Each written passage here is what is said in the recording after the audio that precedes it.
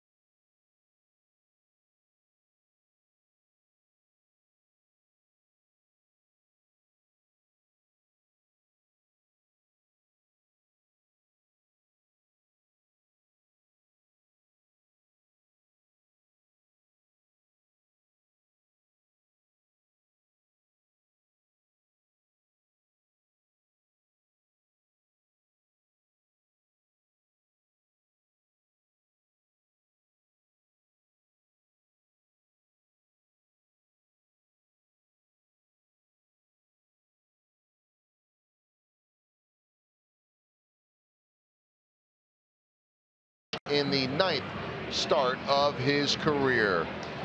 Welcome back to Kauffman Stadium. Joel Goldberg, Royals Hall of Famer Jeff Montgomery, and for Eric Skoglund, still looking for his second big league win. In his last start, it was only the second time that the Royals have ever won a game in his start. So maybe some positive there, but what else would you like to see from him? Well, two things. First of all, I'd like to see him get out of the gate better. He struggled in the first couple of innings in some of his starts, and I think that's a real key, especially when you're looking for a win, when you're struggling. You hate to be playing catch-up baseball. The other thing, he's done a nice job of getting ahead in counts, getting to 2 strikes. I'd like to see him do a better job of putting hitters away. If he's able to do that, I think things will really just kind of fall into place. He's got a nice fastball. Very important for him to pitch downhill. He's got that height.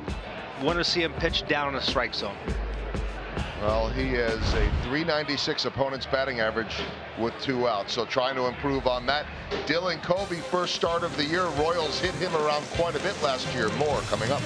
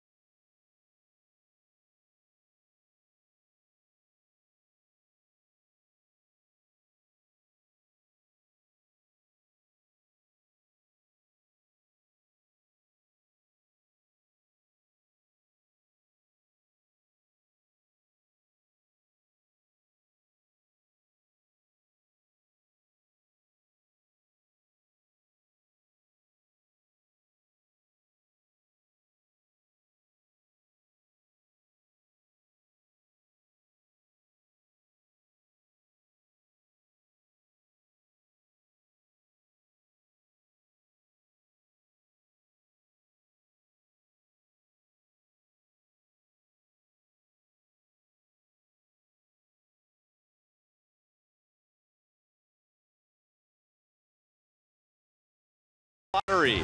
Every ticket played gives back to Missouri schools. So play it forward with the Missouri Lottery. And by Chevrolet, the most awarded and fastest growing brand the last 4 years overall. Find yours at your Kansas City area Chevy dealers. And by National Car Rental. Go National. Go like a pro. The wind has picked up for the second game of this doubleheader. The White Sox took game 1 8-0. It's Skoglund for the Royals, Covey for the White Sox. The lineups and the first pitch are coming up next.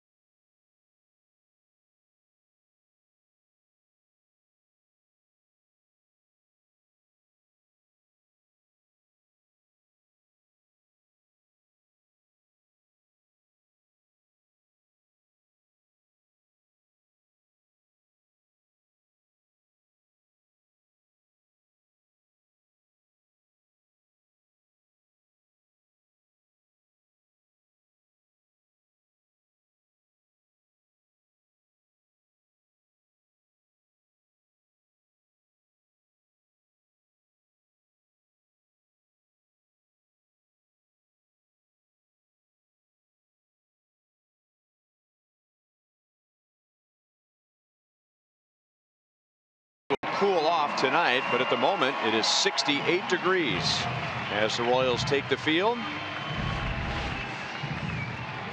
And the Chicago White Sox have improved to 5-0 against the Royals this year, all here at Kauffman Stadium. Going back to last year, they have won 8 of the last 9.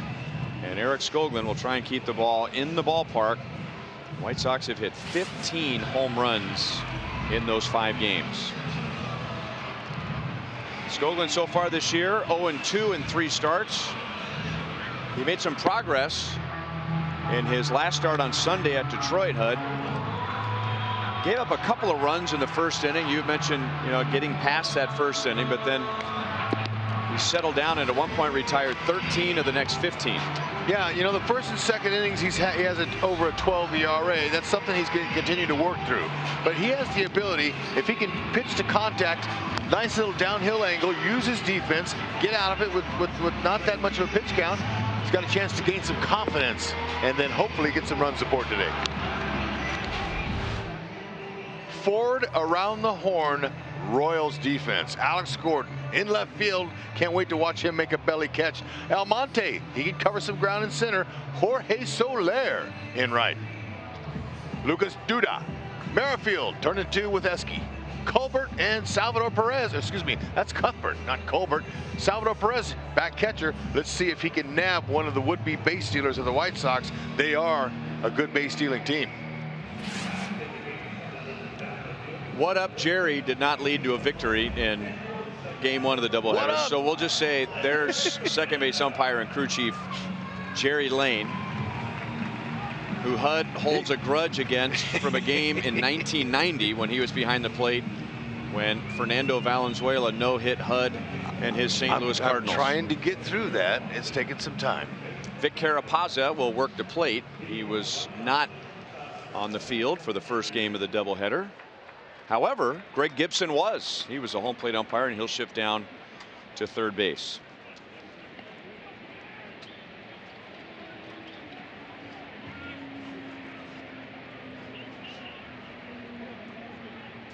So Skoglund will get Anderson, Sanchez, and Abreu. Anderson batted 8th in the first game of the doubleheader with right-hander Trevor Oakes on the mound, and now back to the leadoff spot. He had 2 hits and a run scored in game 1. They like to lead him off or bat him 9th. Or 8th.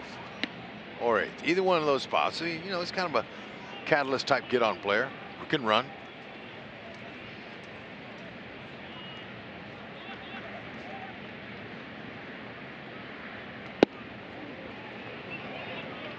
Two and 1. It's really important for Skoglund to use that 6'7" height to pitch, pound down in the zone, attack it, be aggressive. That stayed up, but Anderson fouls it away.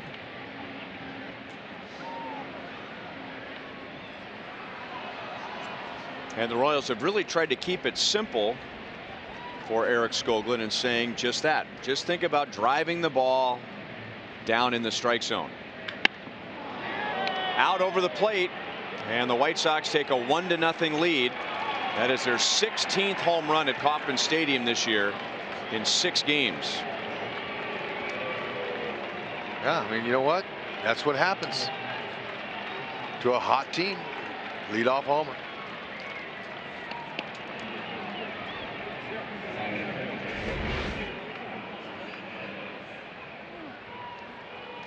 Right there. Now, Salvi's target was sitting up in the middle. I prefer Salvi to put his glove down lower just to give him the mental thought of we don't want to miss there.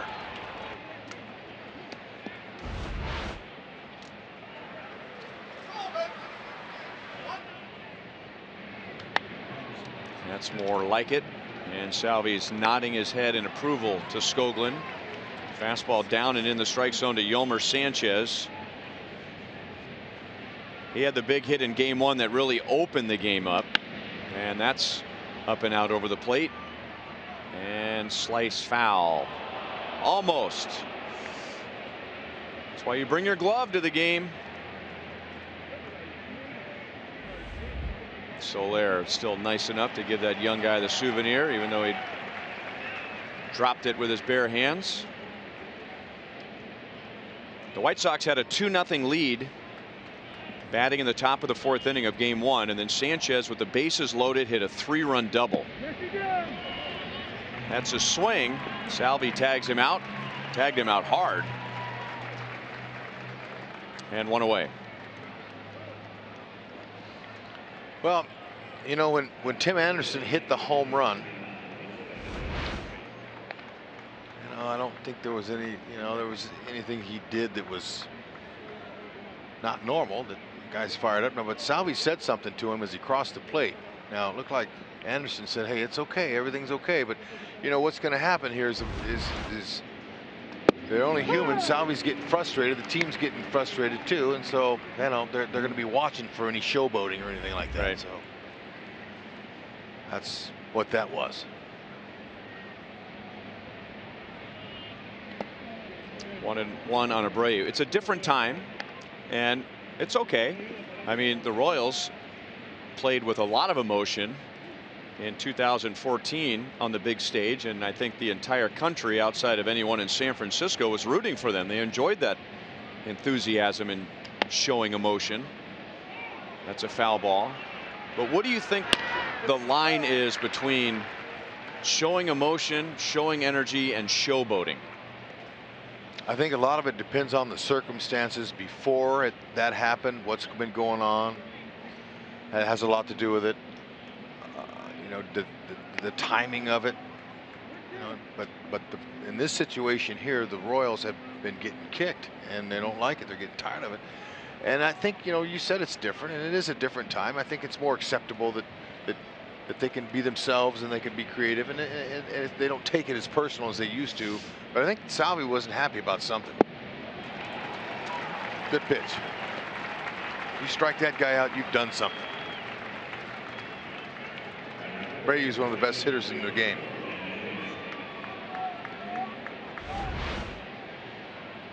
Four-seamer, and he took a chance. That had caught a lot of the plate.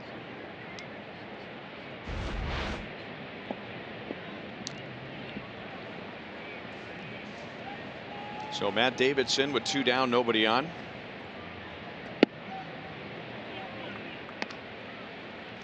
Well, the Royals kept Davidson in the ballpark in game 1, but he still had 3 hits and scored one of the 8 Chicago runs.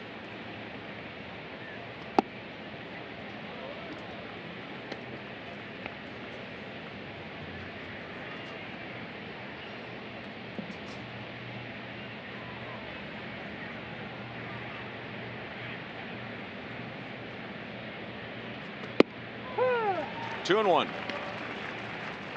We saw him take that similar breaking ball from Duffy to the opposite field on a 3-1 count, but he wasn't looking for it there.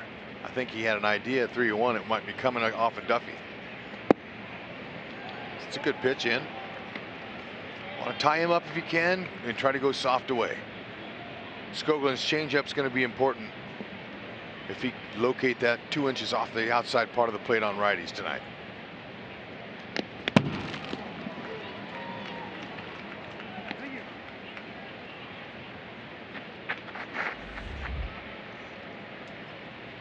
And those 7 home runs are a record for any visiting player at Kauffman Stadium in one season.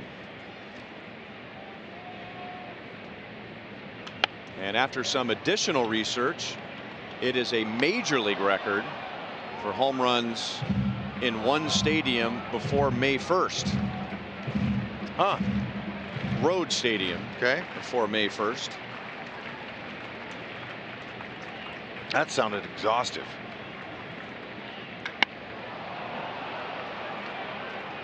Almonte over from center. Alex Gordon over from left. So Skoglund bounces back after the home run. He gets 2 strikeouts and a flyout. Royals tonight will face right-hander Dylan Covey.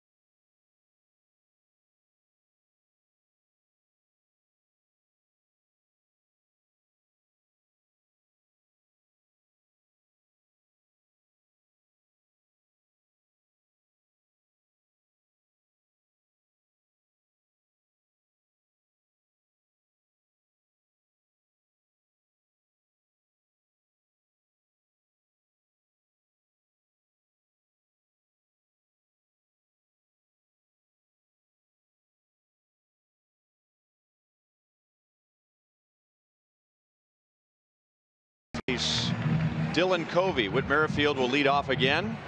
Abraham Almonte will bat 6th in game 2. So John Jay will not start the second game of the doubleheader. Chesler Cuthbert's at 3rd. And here's Dylan Covey making his season debut at the big league level. Not too bad numbers there. 13 walks, 21 in a third. Likes his fastball. 60% over his short career so far. Look heater, adjust with 2 strikes, slider curve, split change fades away to the lefty, into the righty. It's a pretty good split change.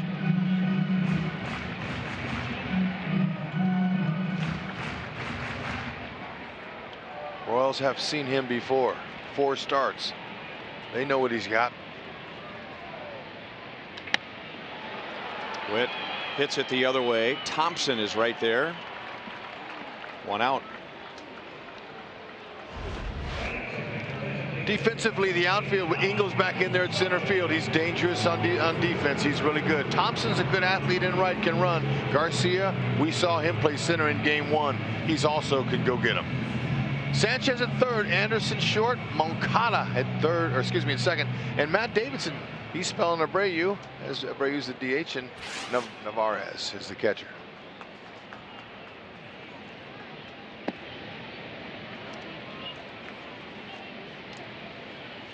Want to know on Mike Moustakas.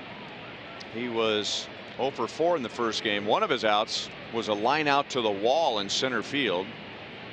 And Leury Garcia, who was playing out there in game 1, made a great catch.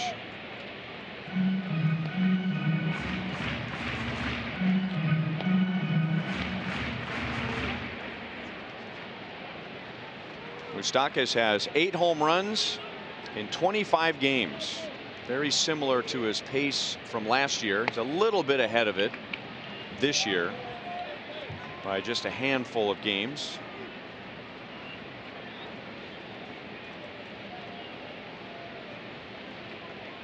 Covey rolls a curveball up there on occasion.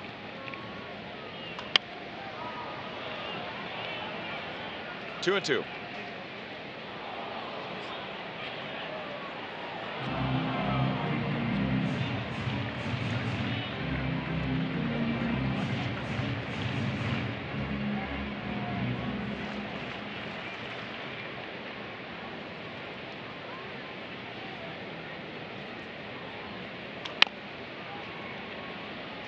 Right to Mike Jershely. That's I'll take a little shot to 3rd base and see if I can roll one in there.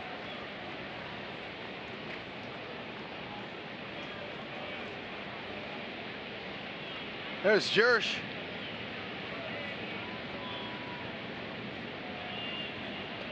You know, I saw Jersh and his lovely wife Sherry on the last road trip. He was so happy to have her. She's from Clintown, Wisconsin. Population 4,200. That's where Sherry's watching the game tonight. Her husband right there.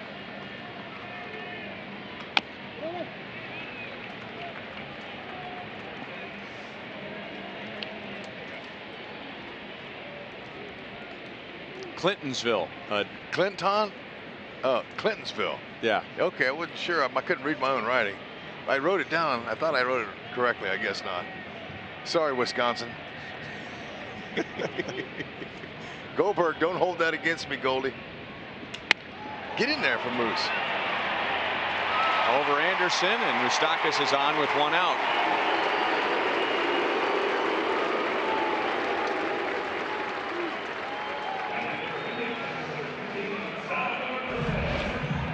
He's a swinger. We all know that. He hacks, and I'll tell you, he's strong enough, and that kept his bat intact too. That bat will live for another time up there, and he's able to find that hole. Good for Moose. He's lined out plenty this year. He'll take it.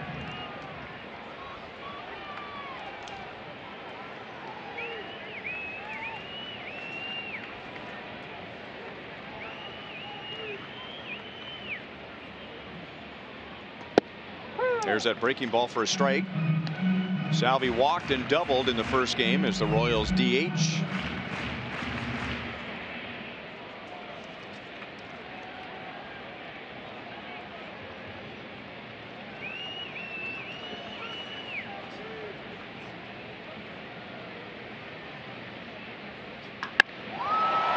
Into the left field corner. Foul.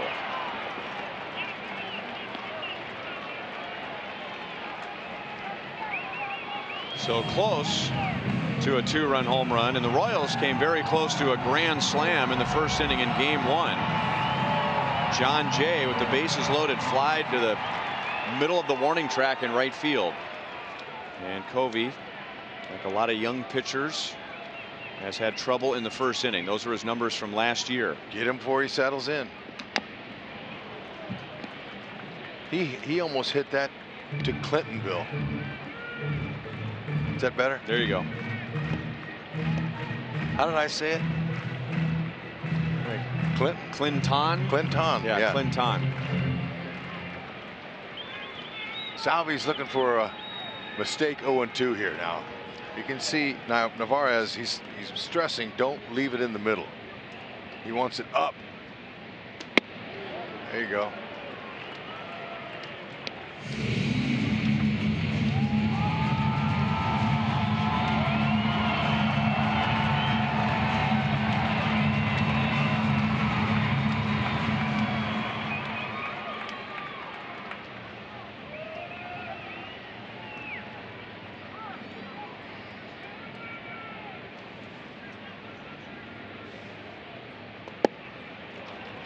Two and two. Covey pitched 18 games last year, and he made 4 starts against the Royals, so they saw quite a bit of him. His ERA was over 6 against the Royals. He did have 1 quality start in September. That was his only quality start last year. Salvi hits a rocket into left center field, and it's dropped. Garcia turned his head away at the last moment, either losing it in the lights, which are on, or maybe the ribbon board. And a break for the Royals. It's an error on Garcia, and the Royals have 2 on, nobody out. I mean, you can't square a ball up any better than that. Too bad he didn't get the back underside more, and that would have been out of here. But you know, that's an obvious lost ball on either the lights or signage boards, whatever. Yeah, we know. Hang with him. That's a real scary thought too, right? The last minute, that's right there. You're thinking, ooh, make sure I'm out of the way of that. My head, my face.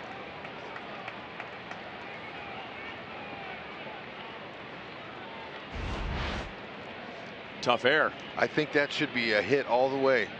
There's absolutely no chance when you lose that ball for the last 10 feet coming to you like that at that velocity. Right. There's nothing you can do. That's not an error.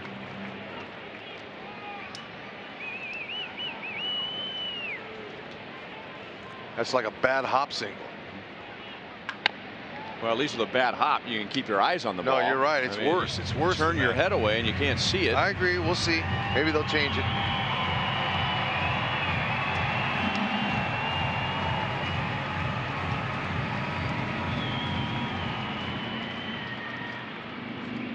Either way, it's a break for the Royals.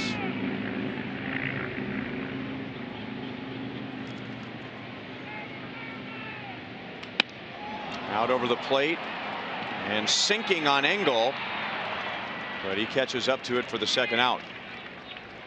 And Covey got away with one there. Narvaez was inside. They're trying to tie up Soler, and that pitch ended up out over the heart of the plate. It's supposed to be inside. Yeah, you can see how it got. He jammed himself on that. He's a little long with the swing. That's what happens. You'll jam yourself. Be a little bit shorter, a little bit more handsy, and he could have barreled it. So 2 on, 2 out for Duda. Oh, Duda could use a big hit. And he's gotten some big hits for the Royals early. He has 10 driven in this year. 6 RBIs have come in the first inning. But he has now gone 9 games without an RBI.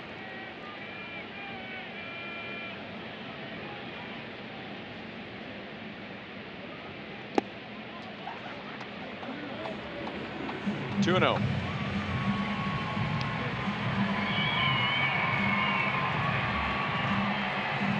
Duda singled in the first inning of game 1 and finished 1 for 4.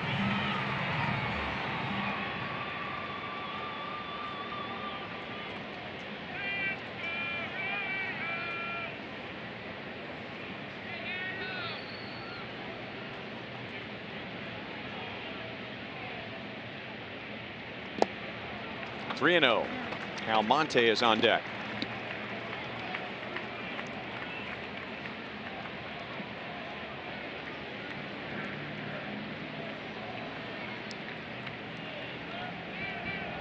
Got to have the green light right here. I'm sorry. Give it to him. If it's right there, hit it out of the park. He looked like he wanted to swing, but it's a 4-pitch walk. And the Royals have the bases loaded with 2 outs in the first inning, same as game 1. But Carson Fulmer got John Jay to fly to the warning track in right field. And now Don Cooper marches out to chat with Covey. Covey last year was a Rule 5 pick. He came up through the A's organization. So of course with the Rule 5 rules, that player has to stay at the big league level the entire year. Now once he gets through that, you can send him back to the minor leagues, and he had been pitching at AAA Charlotte. Yeah, he was a little bit nervous last year when he was up in the big leagues here. He nibbled a little bit when he had a lot of deep counts, and this year he's trying to find himself, as this is going to be a nice opportunity for him here. Now Salvi's having some more issues with Anderson now. And now the bench is clear. And here come the bullpens. See, then they shouldn't allow that. The pins should not be allowed in the thing. They should lock the bullpens whenever that happens. Anybody comes out, it's kind of like the NBA. But he comes off the bench. Don't need it.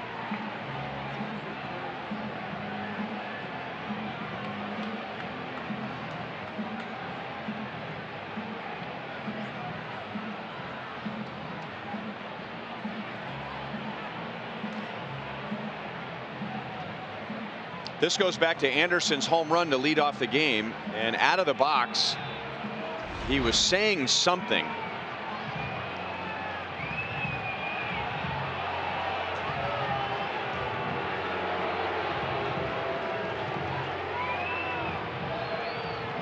And then Salvi said something to him when he crossed home plate, and that appeared to be a bit patronizing.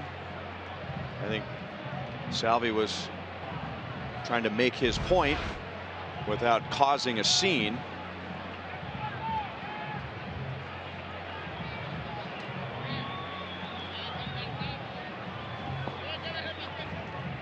And now Salvi's explaining why he was upset to Yohan Moncada. There was some bad blood between these two teams from 3 years ago, but a lot of the faces and a lot of the names have changed. But yeah, Royals and White Sox in 15 had at least 3 incidents. And now Salvi and Anderson continue to talk. And now they're going to get a little one-on-one time to maybe get over it. And Jerry Lane makes him shake. Yep. Well, it's been a long day. It's easy to sit around and muscles stiffen up. So everybody got a chance to run on the field, loosen up their hamstrings and their lower backs. Hold me back. Yep.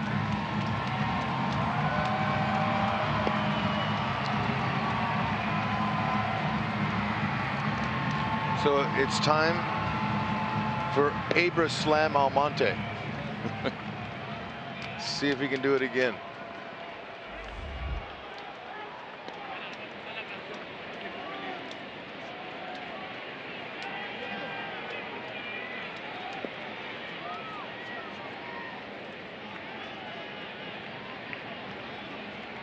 Almonte did not play in game 1 of the doubleheader. And he hits it out to Anderson, who boots it. So there's some poetic justice involved there. We'll let you make the decision. But that ties the game at 1.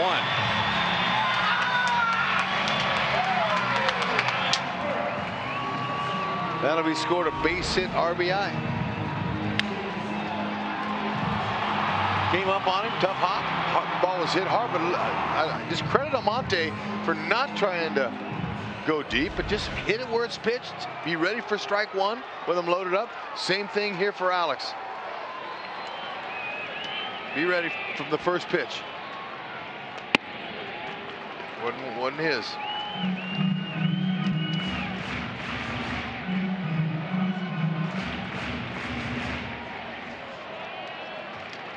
Alex had a 2-hit first game of the doubleheader.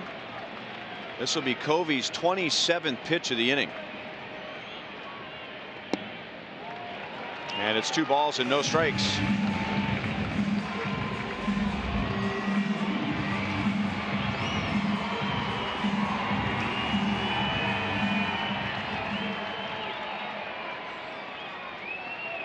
So a great spot for Gordon's first RBIs of the year. All right, I agree. Good take. That's the kind of pitch. If Alex swings at that and puts it in play, you say great pitcher's pitch on 2-0 by Covey. A fastball that's sinking down and away, but Alex picked up the spin and wouldn't go for it.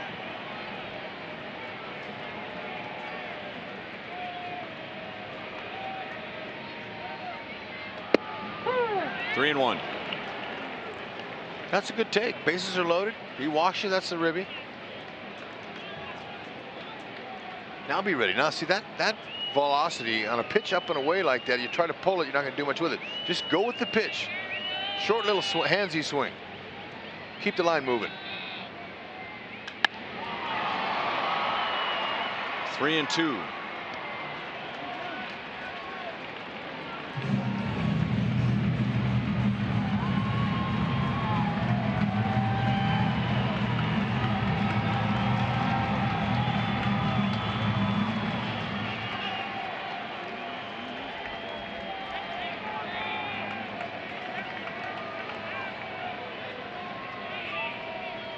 Okay, make a pitch is what Navarro's is signaling. Runners go, and Alex almost hit Almonte, but he gets it into right center field, and the Royals get a couple more.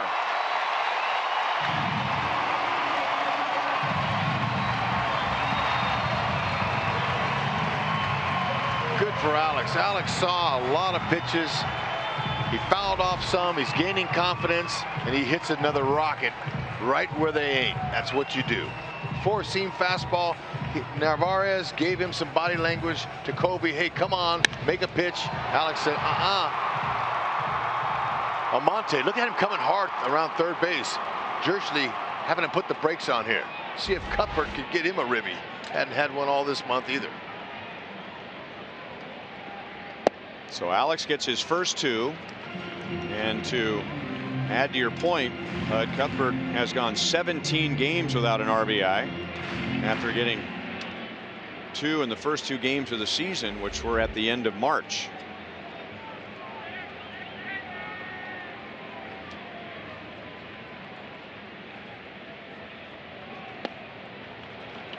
Two balls and no strikes.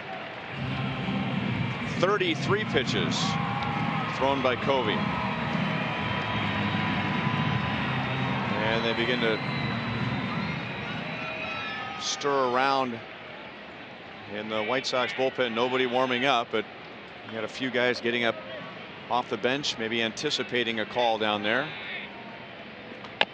Cuthbert chops it off the plate. Sanchez throws a strike over to Davidson, and that ends the inning. So the misplay by Anderson leads to 3 runs. So he's driven in 1, he has let in 3, and the Royals lead by 2.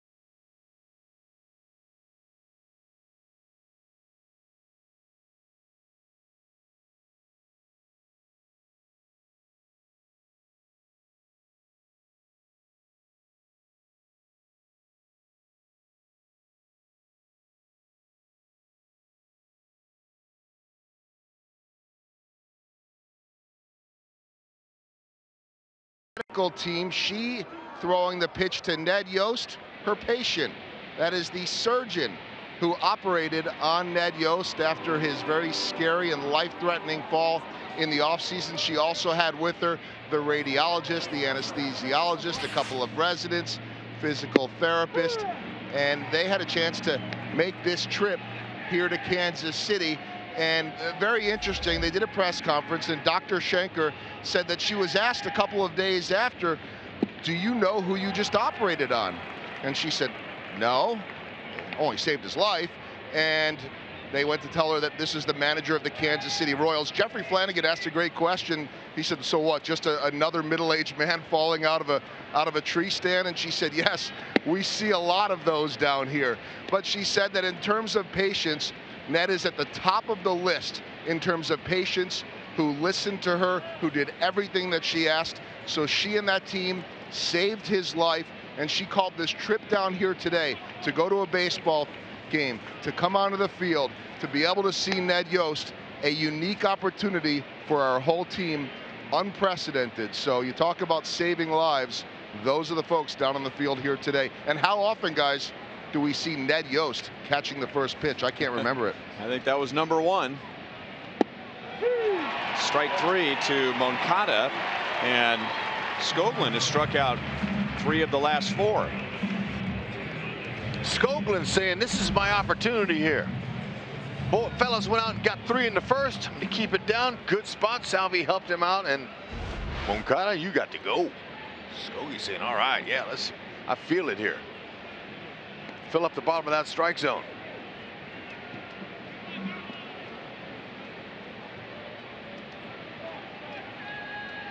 And now Larry Garcia. Dr. Schenker was also looking forward to some Kansas City barbecue while she was in town with her team, and wanted to cross the state line and go to Kansas so she could cross off 2 more states. She wouldn't have to go very far. Nope. But they were fortunate enough, as Merrifield take care of that, to have Ned's beautiful wife Deborah here too, so she could kind of help entertain him a little bit and take care of him. But that's pretty special, and I know Ned probably knows this, but thinking about that accident that he had, it's amazing that he's still here, really. I mean, so many things could have gone wrong with that. You fall that far, you shatter your pelvis like that, and you know the phone got unconscious for some reason. A lot of things that were going against him, but thankfully he made it. So that's good that he was able to celebrate with the team. That was pretty special.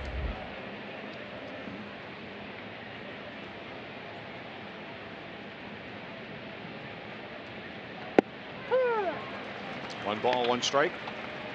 That's the changeup. That's the pitch that's really going to help him out.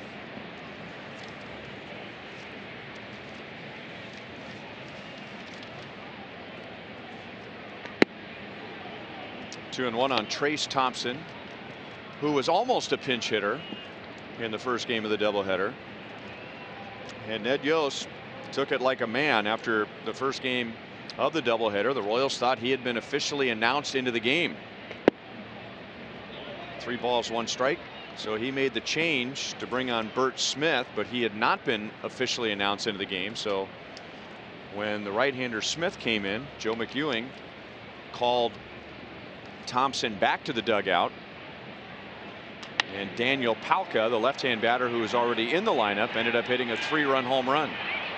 Lucas Duda makes a nifty play going out into shallow right field, and Skoglund with a 2-run lead has a 1-2-3 second inning.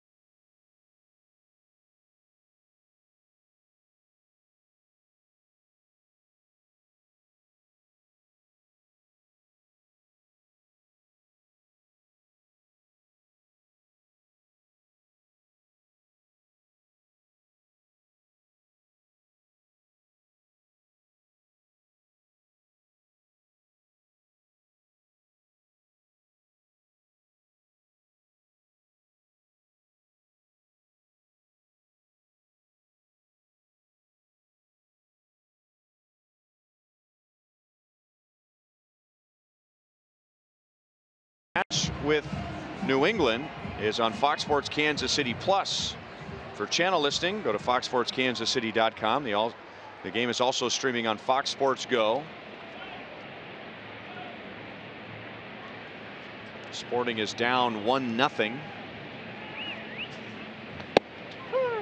A strike on Alcides Escobar.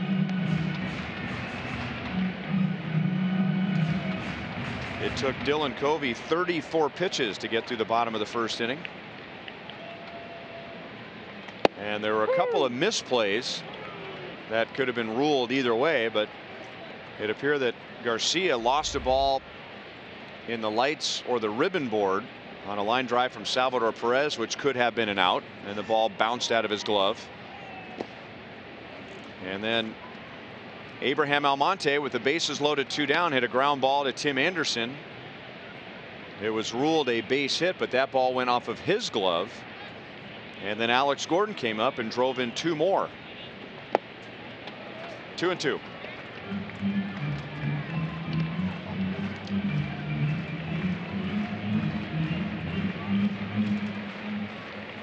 Covey showing a little bit of signs from last year when he was just a little bit of nervous to get inside that zone. Kind of a little hesitant to challenge hitters at certain times. Take that first out.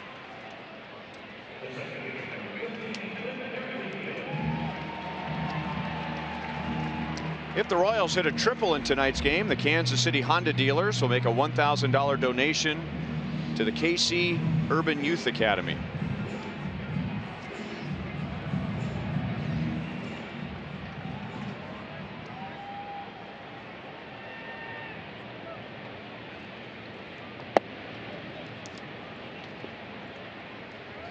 Witt flied out to right field in the first inning.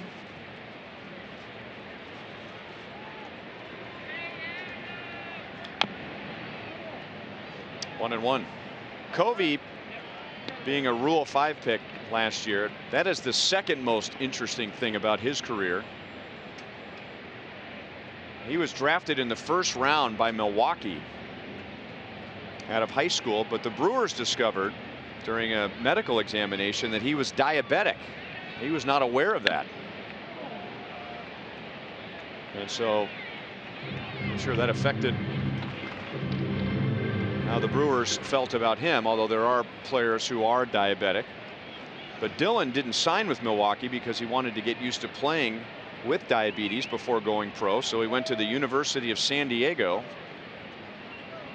And then 3 years later was taken in the 4th round by the A's. Close at first, but Anderson throws out Witt, 2 down. Okay, I'm sure Donnie Cooper, White Sox pitching coach, said, hey, look, why don't you use some secondary pitches? Maybe the split changeup can work, and that's what he's been doing last 2. Now this one here, this was a little sinker down, but the previous pitch was, you can see he puts a split finger changeup grip on it, but regardless, he's able to make Whitley hit the ball on the ground. There's the master Cooper.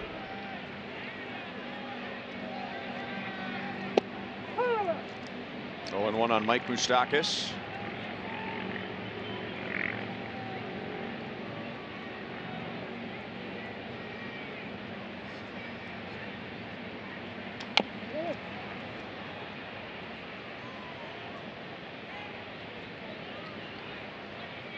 This is the 16th season that Don Cooper has been the White Sox pitching coach. It's quite a long time. He's a good one. They're going to keep you if you're good. Knows all the players in the system.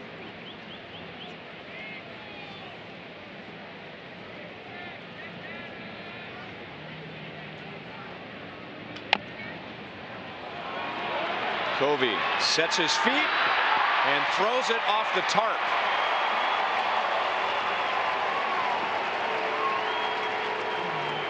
He had a little more time than he thought he did. He did. And he's going to pay for it with an error. Okay, now he just threw it, didn't take a crow hop. He could have had time to shuffle his feet just a little. And Moose thought he had himself another infield hit. Almost did.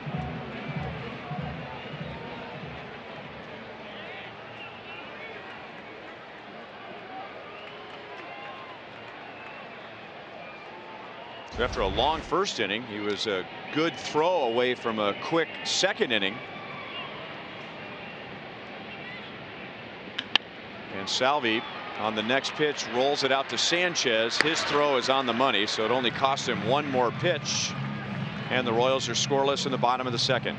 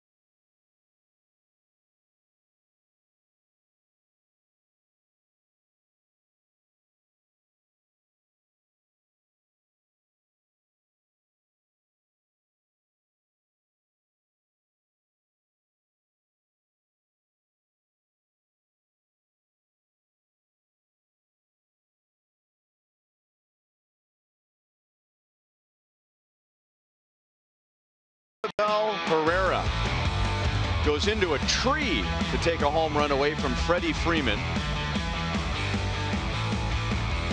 High up above the wall in center field, and almost lost his glove to the tree. And our Toyota League leaders, the Phillies, have been a surprise this first month. They are 16-9. That's the 5th, or tied for the 4th best record in the major leagues. Fightins. They're at it. Great catch, by the way. Showing some hops. Impressive.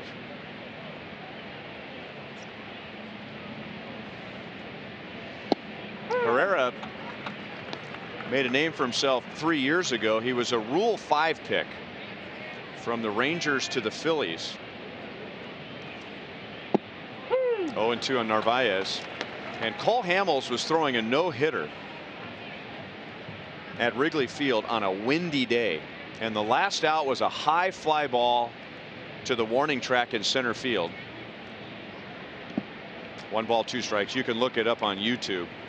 And Herrera was going back, and then he planted his feet on the warning track, and as if he had ice skates on, he fell down on the warning track with 2 outs in the 9th inning with a no-hitter on the line, and he caught the ball lying on his belly on the warning track. And that's how the game ended. Skoglund just buckled Narvaez with breaking balls, and Skoglund has 4 strikeouts in 2 1/3 innings. Skoglund got through the first 2 innings, and those are the innings that have been giving him trouble. And there's a nice bender on the inside part of the plate, and Narvaez, you got to go. Good spot, Skoglund. First 2 innings previously this year has had over a 12 ERA. That's in 15 innings coming in. There's a line shot right at him. And even when Adam Engel makes an out, he hits it right on the nose. It's that guy Engel again.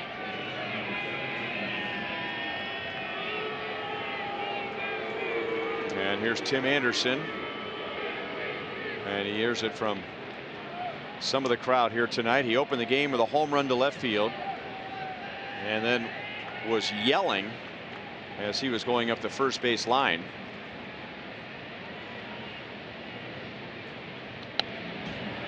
Off his knuckles, no balls, 1 strike.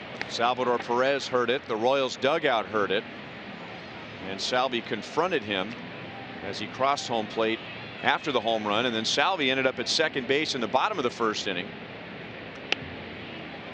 No balls, 2 strikes, and they were having an animated conversation.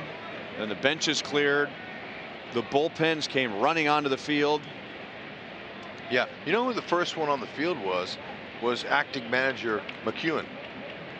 I watched him. He was coming out of the dugout. I thought he had a beef with the umpire, and he was heading to second base. He was keeping an eye on it, on his young shortstop.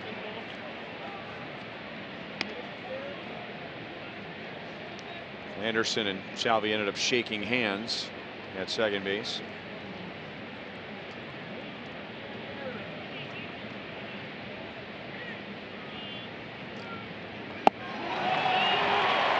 Anderson is down on strikes this time around, and Skoglund has 5 strikeouts in his first 3 innings, and he has set down the last 9. Great execution.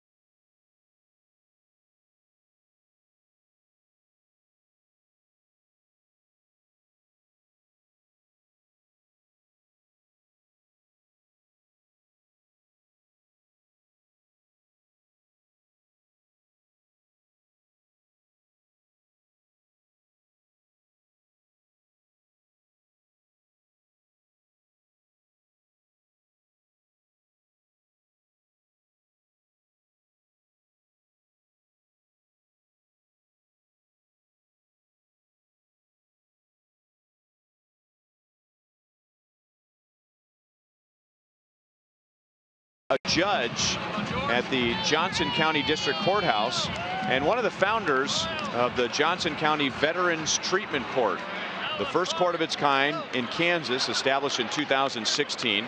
The court identifies veterans who become involved in the criminal justice system and have mental health or substance abuse issues related to their military service.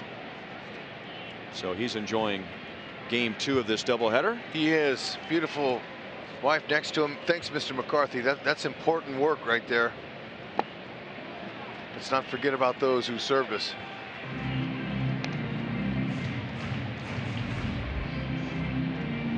Soler flied out to center in the first inning. Kobe made a mistake. Narvaez was set up inside on Soler, and he left it out over the plate, and he's lucky Soler flied out to center field, and that looked like a big break and a big out for him at the time. And now Soler takes another walk. He has now walked in 9 consecutive games, but the Royals would still go on to score 3 runs after Soler flied out back in the first inning. University of Kansas Health System injury report update. Carlos Rodon, former first-round pick of the White Sox, he's had a lot of arm issues, and right now is on the 60-day disabled list, recovering from left shoulder surgery. So the White Sox were hoping that he would be in the rotation this year. Miguel Gonzalez is also on the disabled list for the White Sox.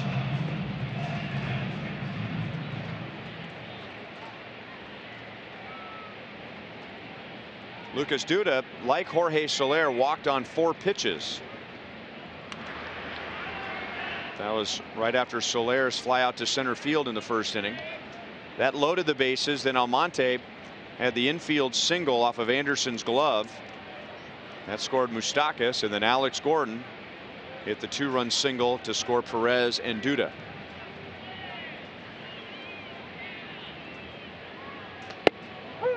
Fastball with some late movement. 1 ball, 1 strike.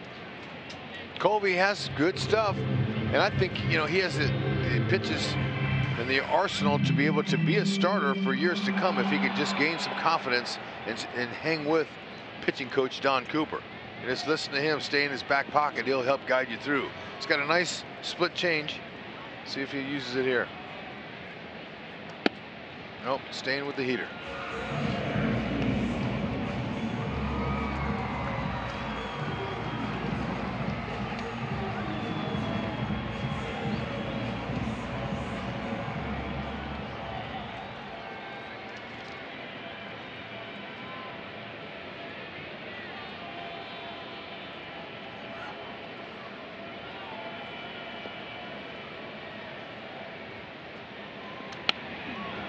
Two and two.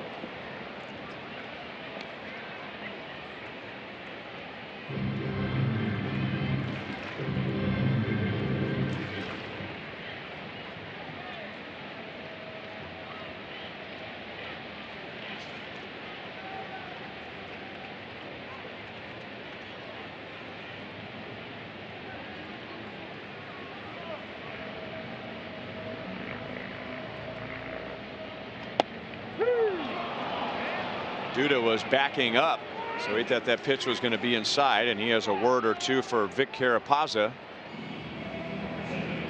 That's Covey's first strikeout. Yeah, I mean, you know, you can't blame Duda. Look where that started. That started in way in, and he's thinking that's not going to catch you in the plate. That's a good pitch. Covey showing some good stuff with that 2-seam runner.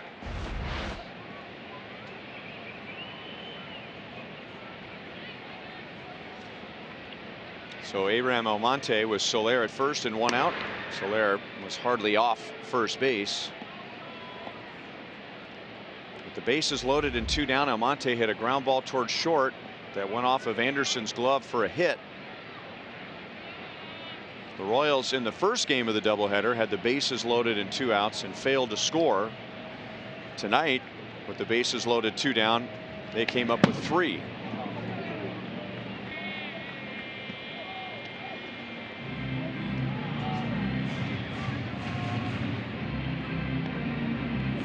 Almonte, he's got some new life. He's excited. He has a great opportunity here in this Royals uniform. When the Royals needed to make a move, they sent Paulo out and left him here, and that gave him some confidence, saying, hey, look, I'm going to help this team and I'm going to continue to produce. That's how you stay.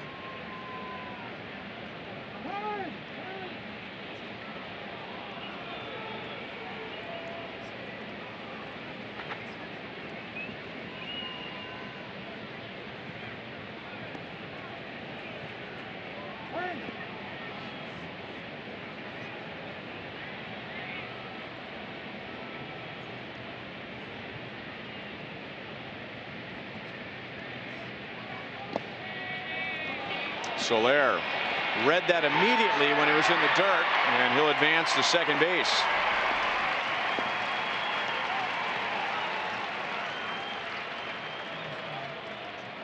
That's what you do. Be ready to hop, take off on anything bouncing. Watch him. He sees it kicking. He's going back to first base.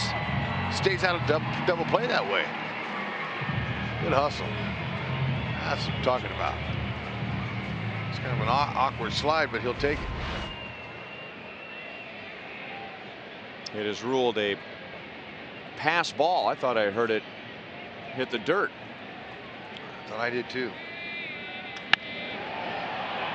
Lifted to left field. Garcia to the track.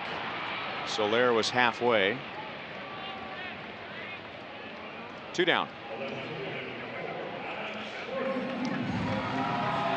Well, one of our favorite days is coming up on May 6th. Our salute to the Negro Leagues. The first 10,000 fans through the gates receive a vintage Monarchs hat sponsored by Pepsi. Then you'll see the Royals and the Tigers take the field sporting uniforms inspired by the early 1920s. So help us honor the Negro Leagues Baseball Museum and the Negro Leagues. It'll be the Monarchs and the Stars, the Detroit Stars.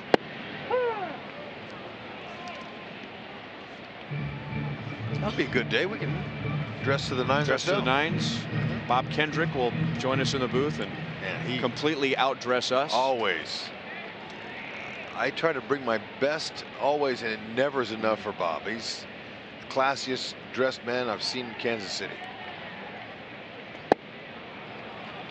0-2 on Alex. When he batted with 2 down in the first inning, he was ahead 3-0. Then he took a strike and then hit the 2-run single. His first 2 RBIs of the year.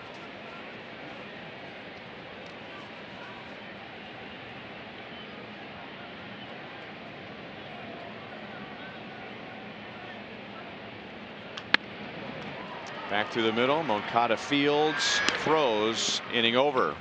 And Covey gets around the leadoff walk.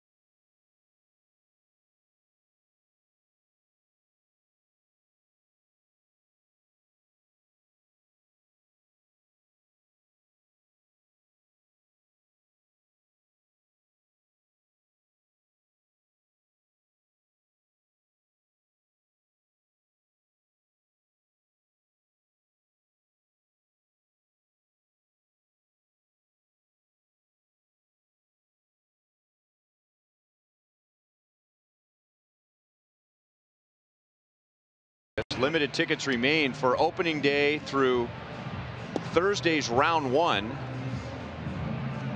You can see golf's biggest names compete for the historic trophy. PGAchampionship.com for tickets.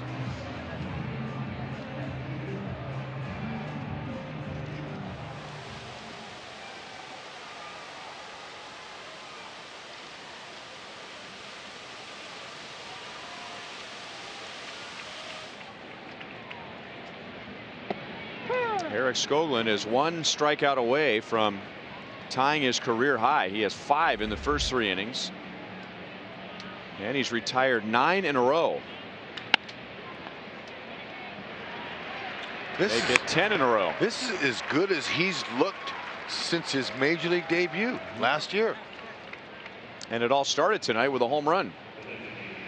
First man he faced, Tim Anderson, hit a long home run to left field, and nobody has reached base since. He has the talent, he has the skills. Cal Eldred keeping a close eye on him, encourages him. Hey, look, young man, this is a great opportunity we're giving you. Go out and take advantage of it. 6'7", pitch downhill, work those angles, mix in all 3 of your pitches, and let Salvi do the work. Strike 1. That's been a big pitch for him tonight. He struck out this guy Abreu last time up, and this guy is just no guy. He's one of the best.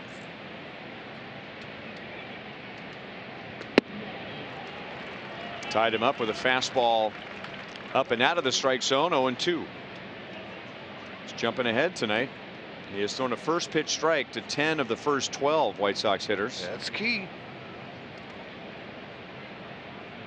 And he's got nice poise tonight and good mound presence. He looks confident, and that's 2 times in a row he's gotten Abreu.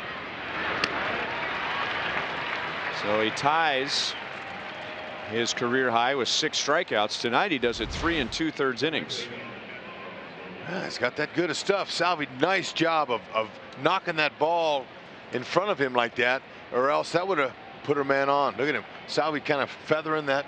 He's trying to judge the bounce that it was going to take, and he did.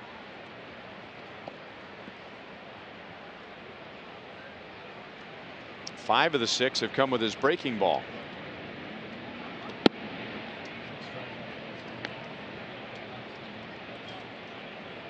Matt Davidson flied out to left field in the first inning.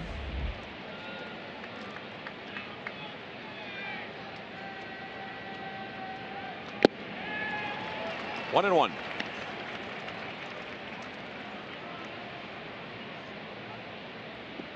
A lot of swings and misses tonight for Eric Skoglund, and that percentage has increased with every start. 13% against Seattle in his first start, then 18, then 20 on Sunday at Detroit. Tonight it's 30%. Right to Duda. Right place, right time. He was the only defender on the right side. And now Skoglund has set down 12 in a row. Nice.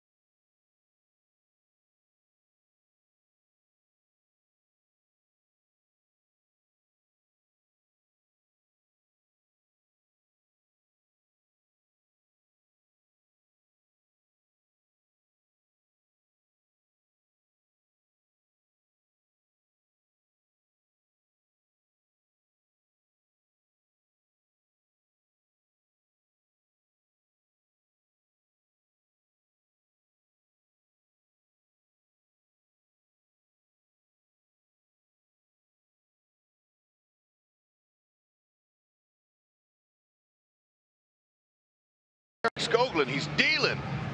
Folks, help us celebrate this special season of Royals baseball with the 50 Season Shirt Series presented by Charlie Hustle. Don't miss the exclusive t-shirt featuring 9 Royals legends designed by Kansas City's favorite t-shirt brand, Charlie Hustle. Believe it. Purchase your theme ticket to receive the first t-shirt in the series on May 14th when the Royals host the Rays. Tickets now available online at royals.com/theme tickets.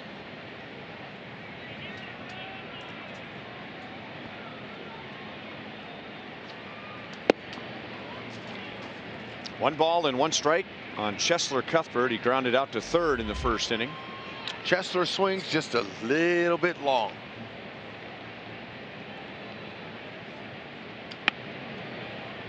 The pitch ate him up. He's trying so hard.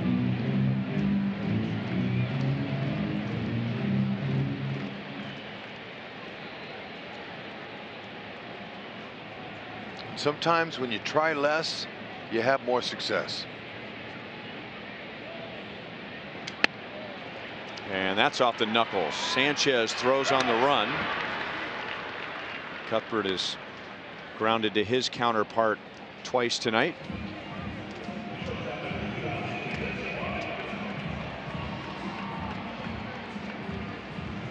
Dylan Covey gave up 3 in a 34-pitch first inning. He is not allowed a hit since the first.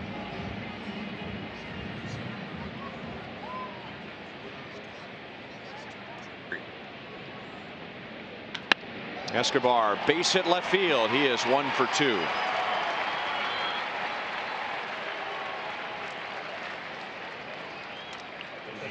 Our Mo lottery replay shows Escobar on this heater down the middle, staying right on top, and a nice swing at 94. That's what you do. Get you a cookie and nail it.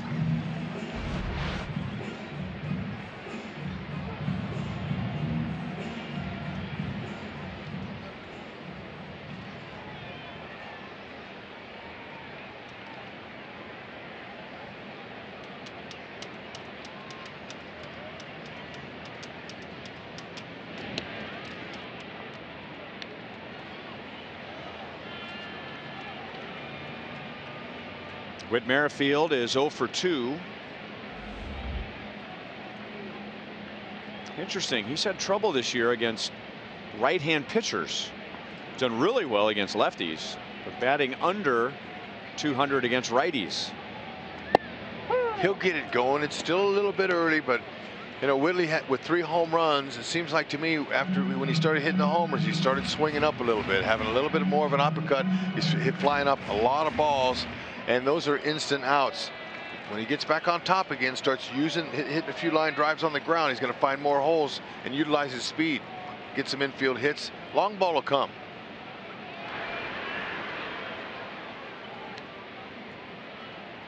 Hit 292 off righties last year. 292. Just swinging up just a tad.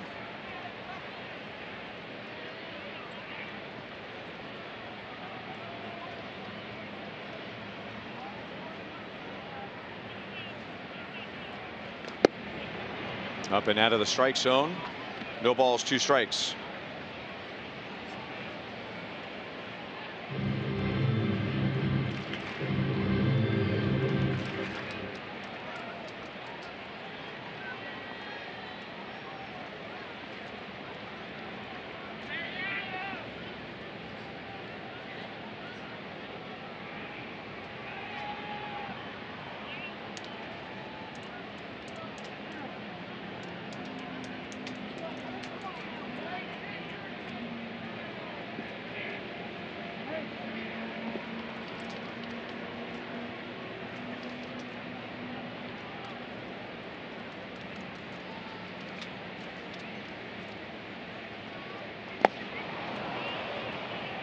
Witt has nowhere to go with first base occupied, and Covey strikes out his second.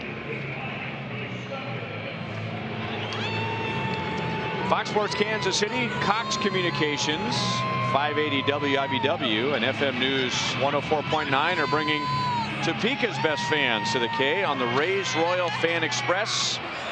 That'll be May 5th. For more information, go to royals.com/fan express.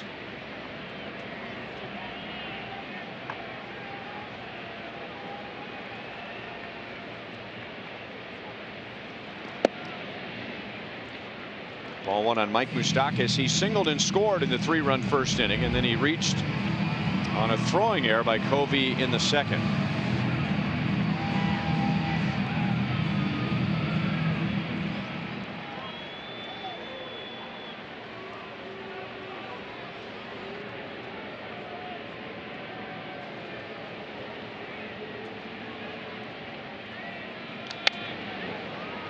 Fouled back to the screen. 1-1.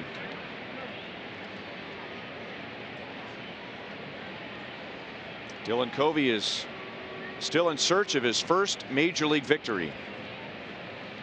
Last year, his first year in the big leagues, he pitched in 18 games, 12 of which were starts. He was 0-7, and his ERA was 7.71.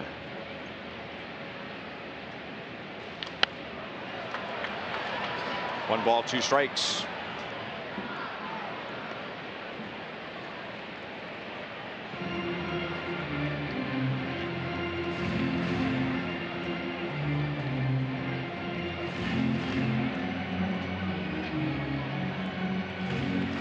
Just like Brad Keller in the Royals bullpen this year, Covey last year, because of the Rule 5 draft, made the jump from Double-A to the big leagues.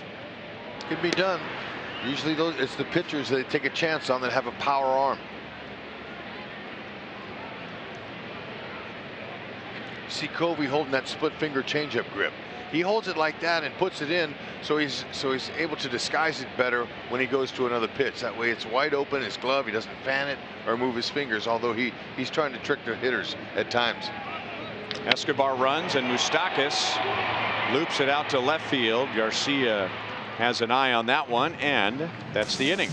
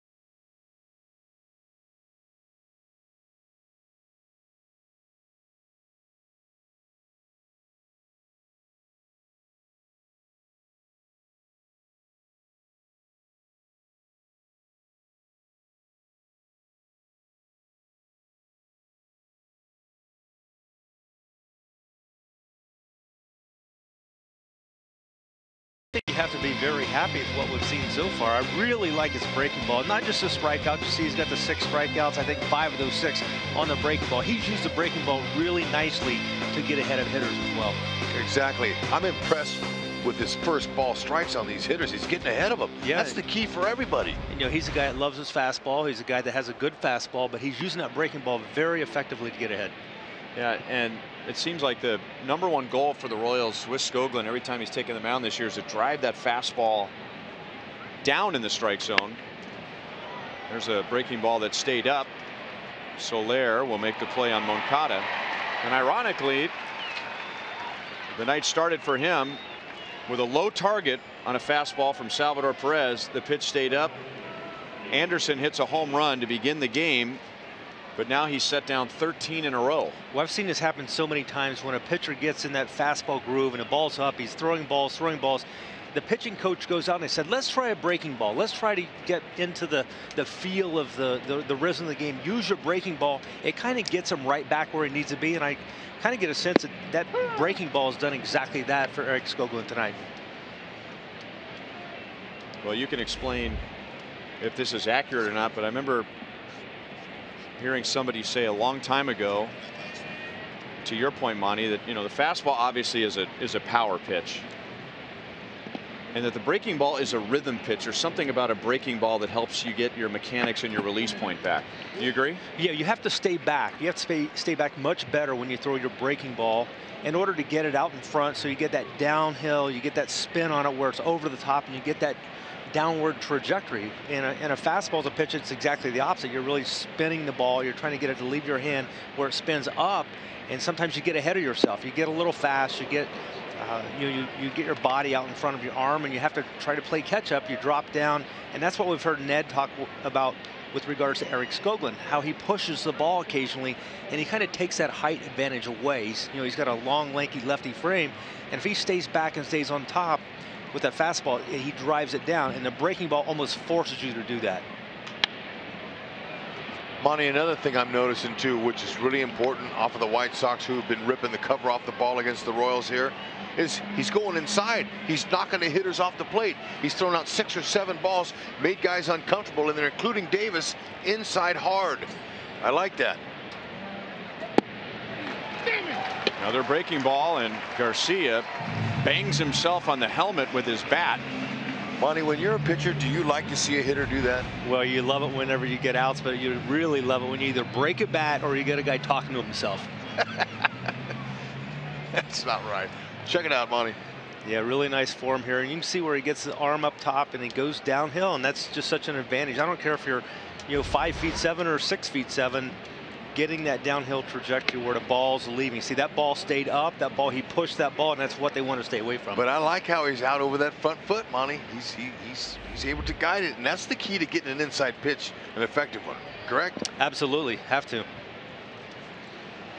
So a career high 7 strikeouts in just 4 2/3 innings. He struck out 2 in the first, 1 in the second, 2 more in the third, 1 in the fourth, and now 1 here in the fifth, and he's retired the last 14 White Sox hitters.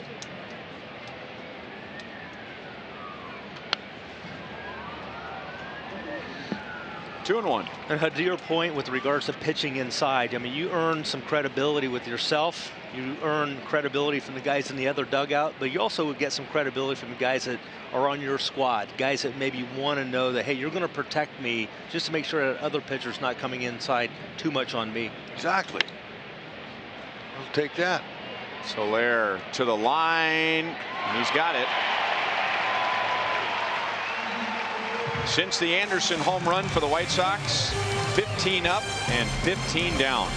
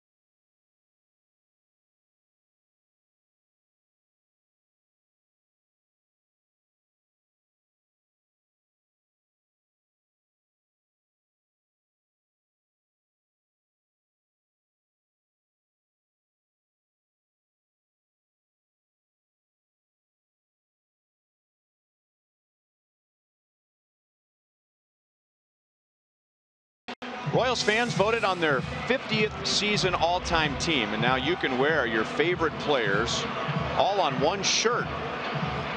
That's coming up on Tuesday, May 15th. The first 10,000 fans through the gates receive an exclusive shirt featuring the top 50 Royals players, presented by Teva. Monty, check you out, man. I didn't look very happy there. No, you were scowling at them hitters. You're making a living out there. Hitters don't like to see that look, especially when you go high and tight. That's impressive. You know, Cal Eldred, I was talking with Cal. Let's see how he does here. I was talking to Cal, and Cal pitched a long time. He said he had his ups and downs, but he finally was teammates with Tino Martinez late in his career with the Cardinals. And Tino didn't say very much. And after a few weeks, 2 or 3 weeks, he got to know Cal, and he goes, you know, you really are a nice guy. And Cal said, well, I've always been that way. He goes, no, not when I saw you. When you were out on the mound, I saw a different guy. And, you know, so that's the appearance you want to give hitters, that you're nasty, that you got a mean look about you, and then if one gets away, hang with them if you're going to wear it. Got to have a little fire inside. That's right. Monty's the only guy I know that hit a player on a goodwill tour. No way, Monty. You did. Well, you've heard that story before, Hood. That shouldn't count because that was in Japan. Oh, no, that's right. That's right. I remember now. What was it, late in the game, and the guy bunted in a blowout game? And We're losing like 17-1 or something. The guy drops a bunt down the third baseline, but I didn't know that was okay in their culture. That was okay in their game, but it wasn't okay in our game. So the next guy hit him into numbers. Salvi goes the other way. Thompson is back, and all he can do is watch it bounce off the wall. And Salvador Perez is in with a double. He should have 2 doubles tonight, but there was a play ruled in error earlier. But either way, he's at second base with nobody out. Nice to see Salvi go that way. He has the ability. I don't know why that didn't go out. Of course, there's a slight breeze blowing in from right field. Might have held it some, but that certainly, when it left his bat, it looked like it was going to be a homer. Our Mo Lottery replay shows that ricochet off the wall. And here's Soler with a runner at second, nobody out. Covey had his troubles last year. He had a 7.71 ERA, but he had a really bad time with right-hand batters, not lefties. But that .330 opponent's batting average against righties was the 4th highest for a right-hander in the major leagues, and that slugging percentage was the highest. And now Soler rips one past third. So right on cue, extra base hits from right-hand batters. And the Royals lead 4-1 in the 5th inning. That was a blur up the left field line. Leury Garcia, he almost played that into a triple. He tried to get to the wall and cut it off before it got there. And Soler, quick inside, turned on it. He knew it's up to that left fielder to hold him from going to 3, but that ball kicked and he'll take it, trading places. Nobody out. Keep it going.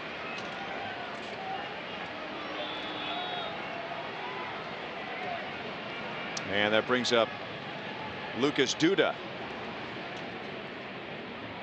So Monty, let's assume you've never seen Dylan Covey before. Here's a right-hand pitcher that can't get right-hand batters out.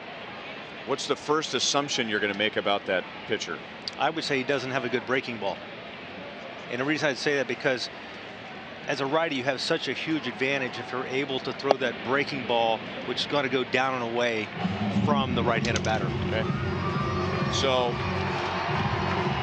what would that tell you conversely if he's doing well against left-hand batters? Because he did a pretty good job against lefties. He's got a good changeup. Okay. Because he's able to equalize the lefty with that changeup, which is going to go down and away from him.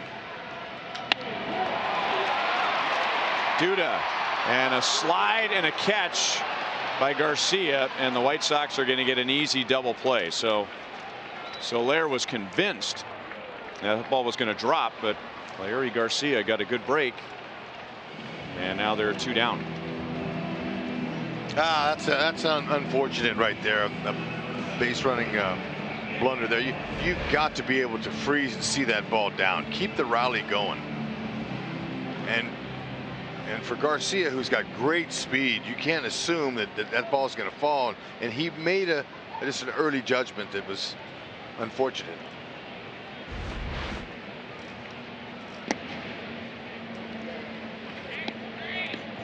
I don't think there's a lead for the Royals that's safe right now. They need to get all they can get. When you're snake bitten, you want to add on as much as possible. Oh, in the worst way.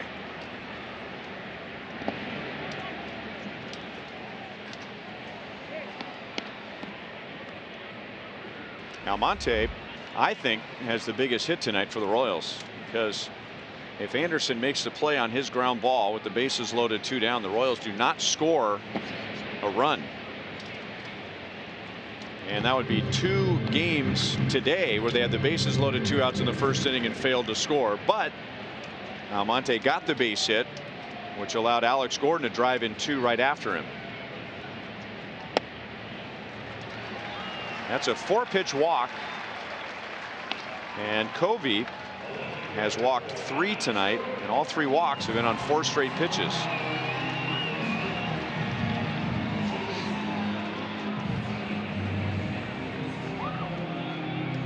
This young man Kobe's got a lot of upside, though, doesn't he, Monty? Well, anytime you're a Rule 5 guy, you've got to have some upside. He was a Rule 5 guy last year, so I think the White Sox, they see something in him that it really kind of measures out as far as the projections would say he has the ability to pitch at this level. Getting back to our conversation, so if the lefty has trouble with lefties, or a righty has trouble with righties, the first thing that's going to pop in your mind is he doesn't have a very good breaking ball. That would be my thinking. And if a righty is doing well with an opposite side hitter, or maybe let's just stay on the struggling topic. If a righty can't get lefties out, or a lefty can't get righties out, then he doesn't have an off-speed pitch that's going to break away from the hitter. Normally. Okay.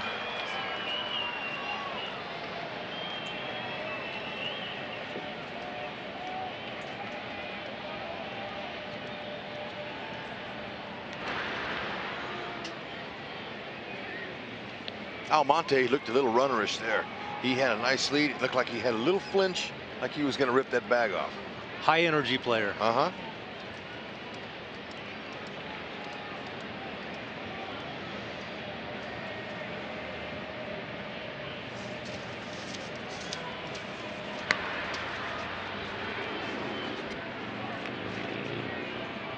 Almonte has stolen 1 since becoming a Royal.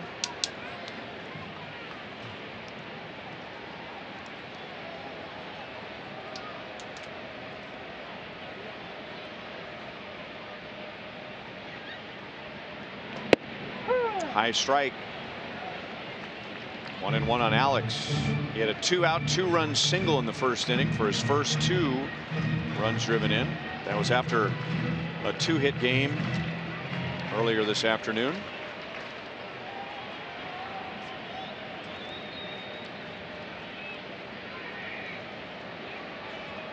Covey will be making pitch number 93, and we're just in the 5th inning. Almonte takes off, and he is out.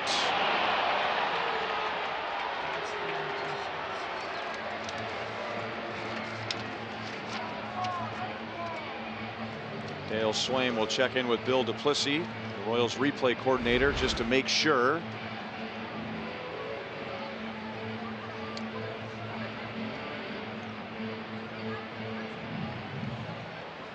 And the Royals will not challenge.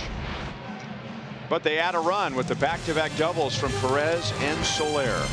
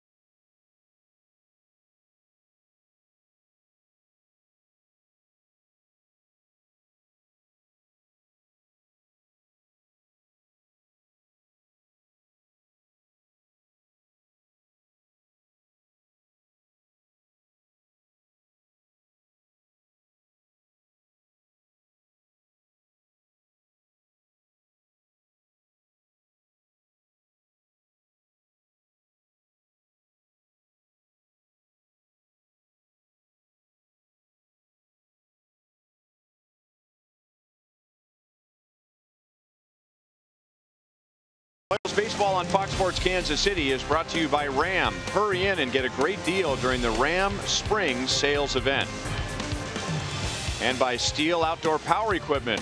Pick your power, fuel, or battery with steel. Search STIHL.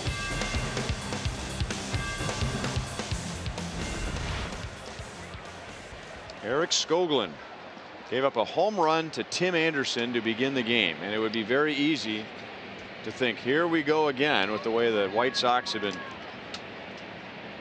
knocking the ball out of Kauffman Stadium in the first 5 games of the season series. But Skoglund ended up striking out the next 2 hitters after the home run and has set down the last 15 White Sox batters.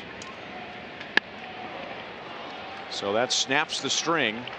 Narvaez, who struck out looking in his first at bat, is really the first base runner. Skoglund hasn't had to deal with a base runner all night, so he'll pitch out of the stretch for the first time. Yeah, looks like he got a fastball middle part of the play. He's able to get it extended out there. Just really did what you're supposed to do, Hud. Drive it right back up the middle. That's right. You know what? When you're throwing strikes, they're looking in there, and that last batter there, that makes Skoglund 13 of 17 batters with first pitch strikes, getting ahead of hitters. That's huge. Now let's see if it takes him a pitch or 2 to find his rhythm from the stretch. That was his 62nd pitch tonight and his first out of the stretch.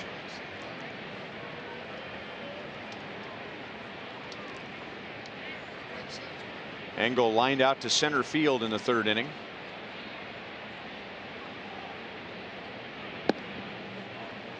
Okay, now this is an opportunity right here for Engel. He sees it. It's there if he wants to take it. Now the defense, as I asked Jershely, whenever you face Engel in particular, because this is the guy that he bunts the most out of the Royals' opponents so far this year. He's going to try to push it. That's Duda's ball. Duda's got to crash, and the pitcher's got to get over.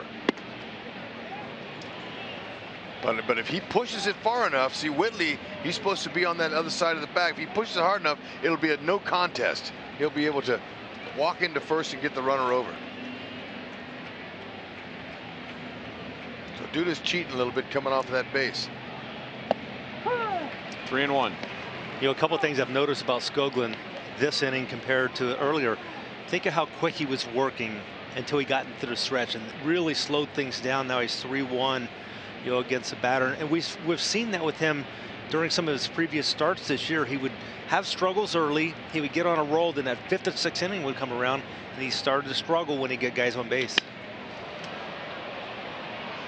Left center field, and Alex makes the play. So a good comeback there. He fell behind 3-0, got a strike, and that pitch was out over the plate. That was a huge pitch.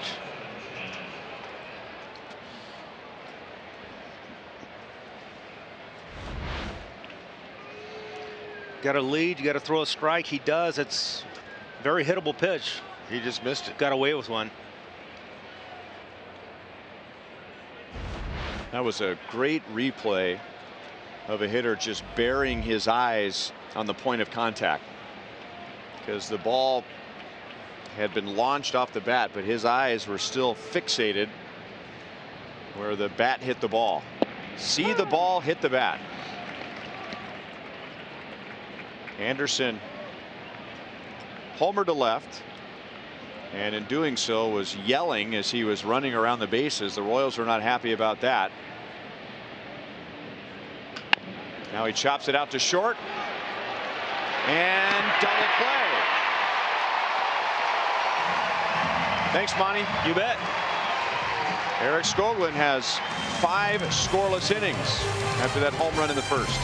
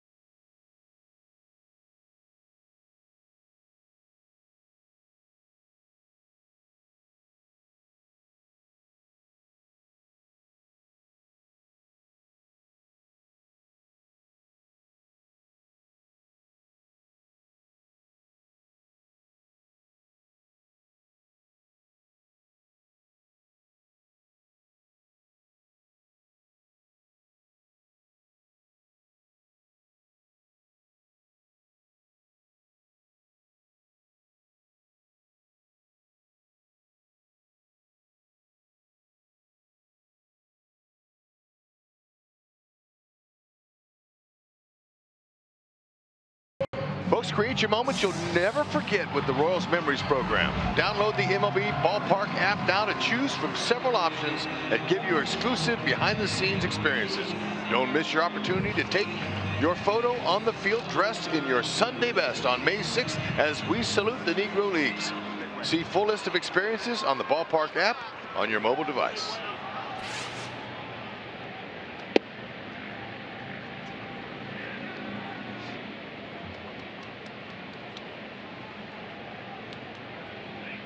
Powder blue Carhartts in the spirit of the Royals tonight. Nice. Yeah.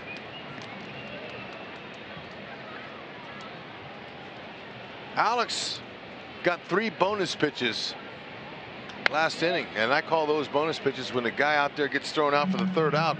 Almonte he did, and then so Alex got 3 free pitches to see. And we talked about earlier in the game when you see more pitches like Soler, take for example, the more pitches, the more you get locked in. Alex is 1 for 3.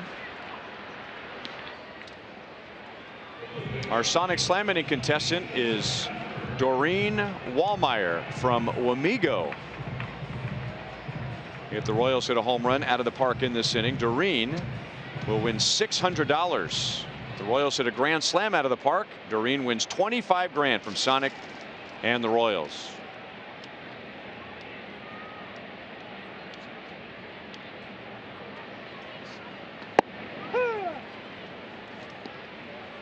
Isn't that Aaron Crow's hometown, Wamego, Kansas?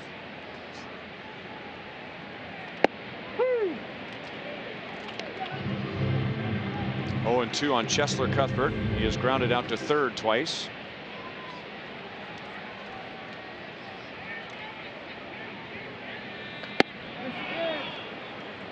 Cuthbert having a tough night.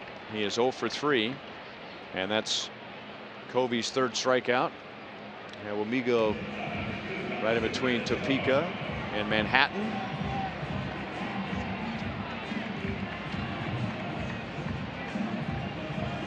Well, we've been spending a lot of time, and rightly so, on how Skoglund has turned his night around after the leadoff home run. You have to give Dylan Covey some credit too. He gave up 3 and threw 34 pitches in the bottom of the 1st inning. He has only given up 1 run since.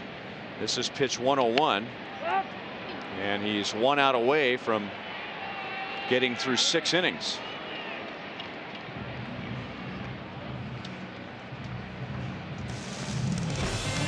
(4-1) Royals at the end of 6.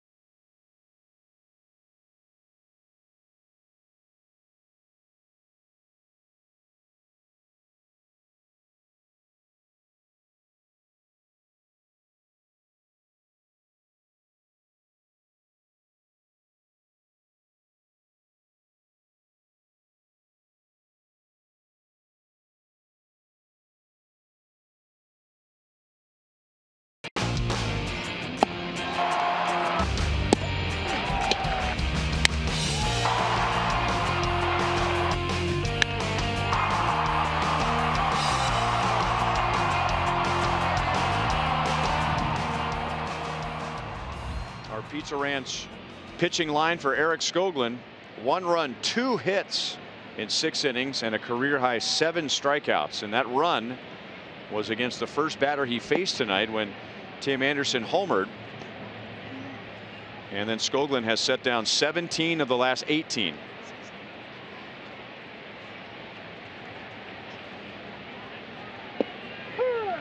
That's been a beauty. He's got a great release point on that breaking ball tonight.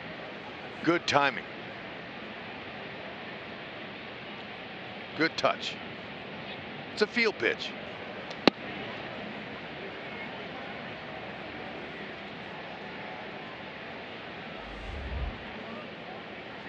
Sanchez, Abreu, and Davidson.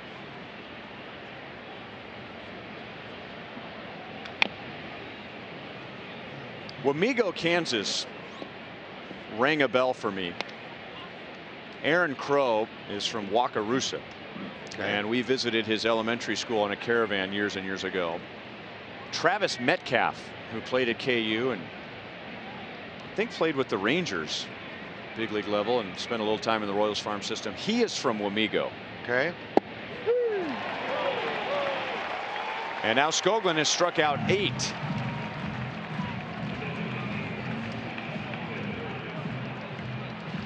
He just reaching back. He is pitching with so much confidence here. This is exactly what the Royals need. A starter to step up to hold down a lethal White Sox lineup here in the K so far this year. Step up. Look at that. 8 strikeouts for Skogie. Keep it up. And now he's tied a career high with 6 1/3 innings going back to his big league debut against the Tigers last year. That's just free and easy, that breaking ball. Another first pitch strike, and he's already punched out Abreu twice. And if I'm not mistaken, I was reading the lips of Skoglund, and he was telling Abreu to get in the box. As he wasn't getting in the box, that he's confident.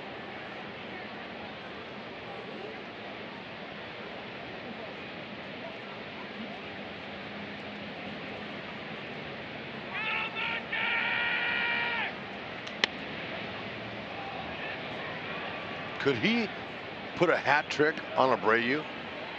1 pitch away.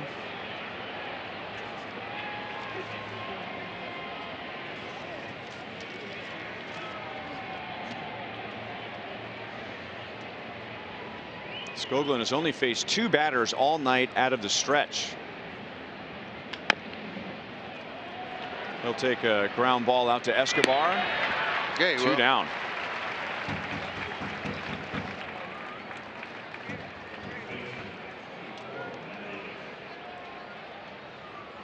Well, this looks a lot like Skoglund in his big league debut against the Tigers when he went 6 1/3 innings, and now a new career high 6 2/3 tonight. No doubt about it. Confidence, poise. He's showing everything. Executing his pitches. He's getting ahead of hitters. That's the whole key. Another first pitch called a ball. That looked like that was a strike. Davidson has flied to left and grounded sharply to Duda at first. Yep, keep it away from him. Salvi liked the location even though it wasn't called a strike.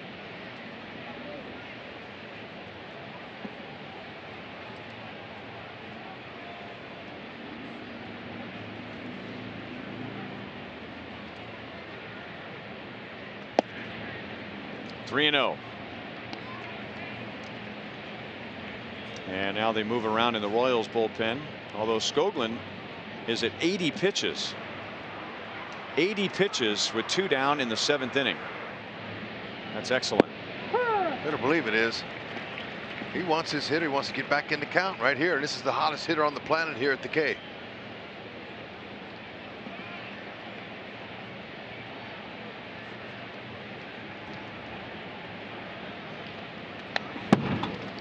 Three and 2. Get right back in there.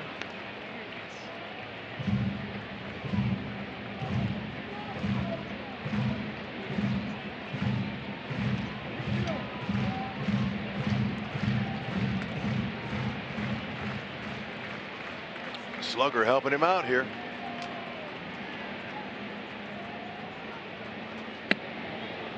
That is Skoglund's first walk, and it comes with 2 down in the 7th inning. And now Yoan Moncada, who is 0 for 2. Arcia drive to success. He has a 7-game hitting streak. He extended with 2 hits in the first game of the doubleheader today. Hitting over 400 during the hit streak and slugging just under 900.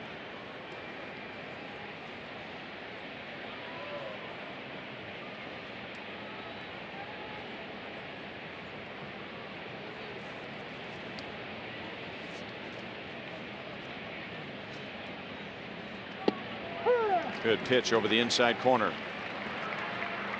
Keller and Flynn getting ready in the Royals bullpen.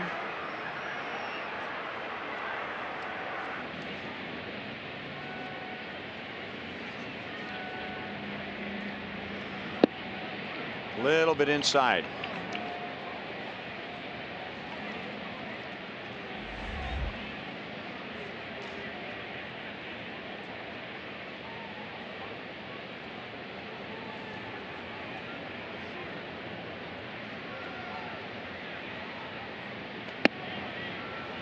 Just missing with his breaking ball, though those pitches are up, and Skoglund's done an excellent job tonight of keeping that breaking ball down.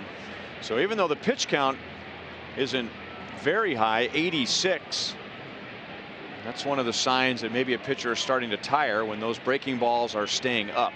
Ned is talking to Cal. You see him on the left there.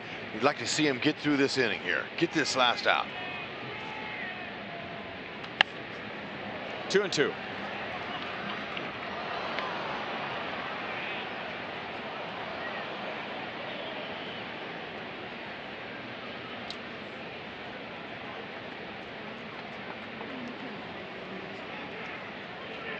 Breaking ball has been his best pitch all night. See if he can put one where he wants it. He's shaking Salvi now. Going to the pitch he wants.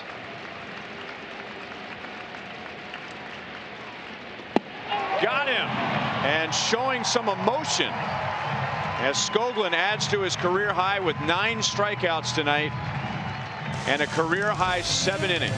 Okie dokie, Skokie. That's beautiful.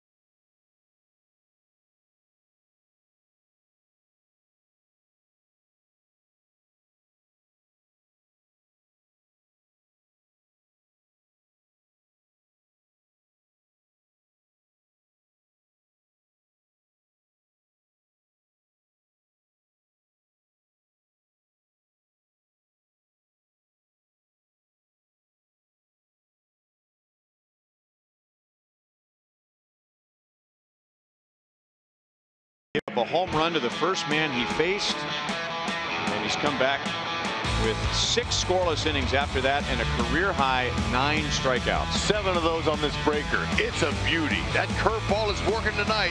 It's all about 82 miles an hour, 83, but he's placing it in the perfect spot against the right-handed dominant lineup. That's how you do it. They call that a back legger. It's a beauty. Skoglund stepping up.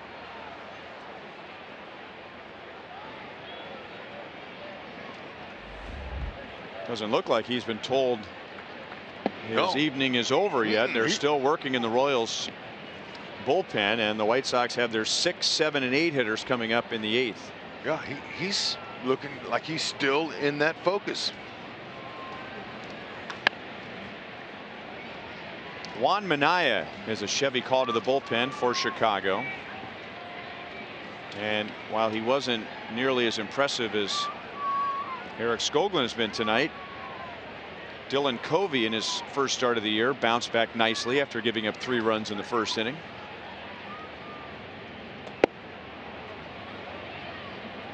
There's some firm, straight cheddar cheese right there from Minaya. Mid to upper 90s fastball, curve slider. Numbers a little bit high. He's been getting hit around some.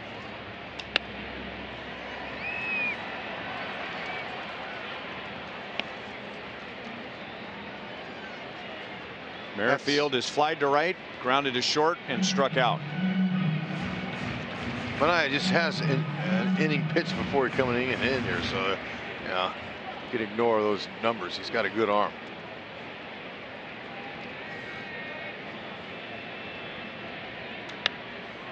Had to play again.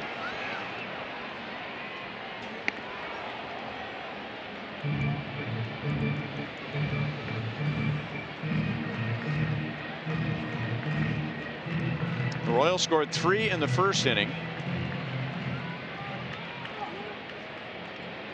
And then got a single run in the 5th. 2 balls, 2 strikes. All 3 runs in the first at the moment are unearned runs because of a ball that was ruled in error by the left fielder Garcia. It appeared that he lost the ball in the lights. 3 balls, 2 strikes. The White Sox have committed 2 errors tonight. As they develop, and it's a major league team and a farm system that is loaded with talent, they're going to have to pick things up on defense. Witt comes back after falling behind in the count, and he's on to begin the bottom of the 7th inning.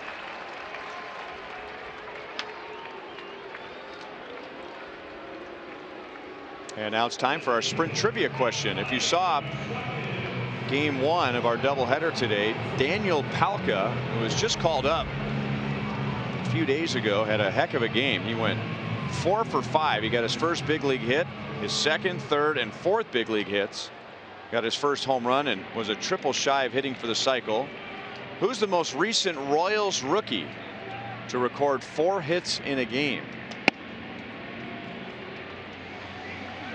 All right, Rhino, I'm counting on you here. This is you gotta be helpful here, as I don't know in my 7 years if I've seen that happen or not. I have a couple of names. Can we converse with those names before that we make those an official guess? How about the man from Falou, Irving Falou? That's I remember he got a triple for his first big league hit against the Yankees. Andy Pettit. Yep. But I'm thinking him maybe. I'm thinking maybe a Hosmer. Okay, I'm going to ask for a hint. Okay, because we're talking 50 years of Royals baseball. Okay.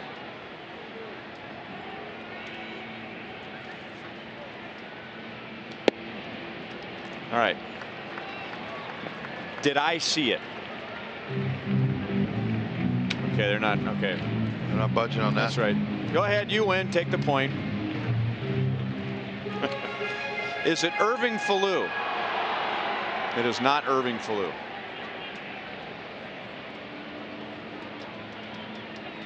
Well, I can think of one that you and I both saw.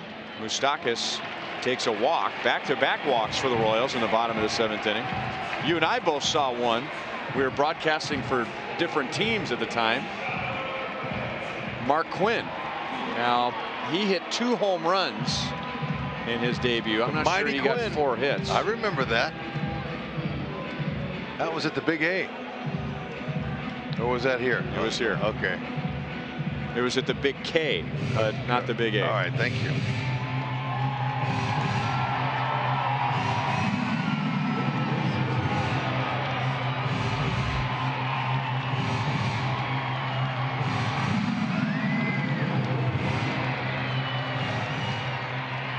Salvi has a double, and he's reached on an error. He has scored twice.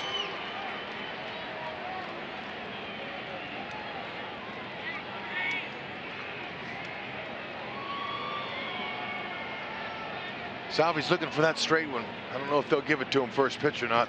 He's looking to ambush. Yeah.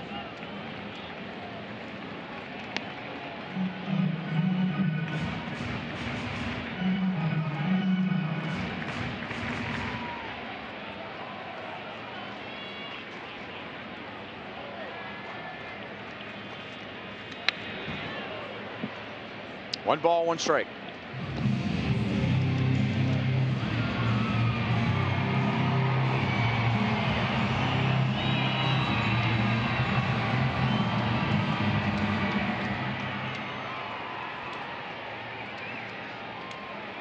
Royals have had base runners all night. They've only gone down 1-2-3 once. 5 base runners in the first, 1 in the second, 1 in the third, 1 in the fourth, 3 in the fifth. And then Covey finished strong by knocking down the Royals in order in the sixth. And now 2 more base runners to begin the seventh.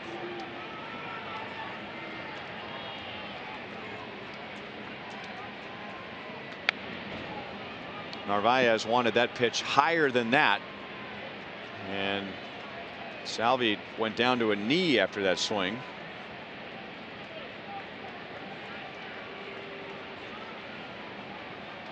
Seemed like we saw that swing quite a bit towards the end of the season. Hope that was his balance and not because he was feeling pain on his side. So Benaya, after the 2 walks, gets a strikeout. And up comes Jorge Soler. He had our ram drive of the game. Salvador Perez led off the bottom of the 5th with a double, and then Soler hit a double. I mean, he just pounded it down the third baseline. That was his 6th on the year, tying Mike Moustakas for the team lead in doubles.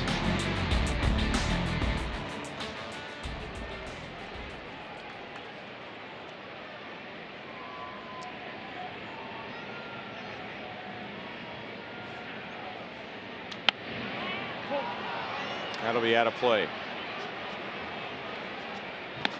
The name, here's a name for some longtime Royals fans, Ruben Gotay. I remember had a big game early in his career. I don't know if it was his debut.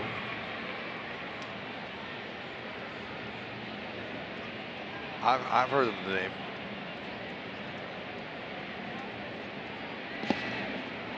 1-1 on Soler.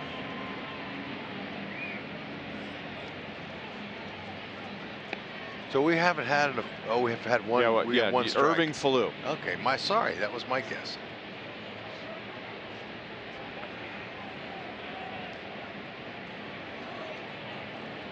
And another name that's popping into my head, and I'm going to be totally off base, Brian McRae.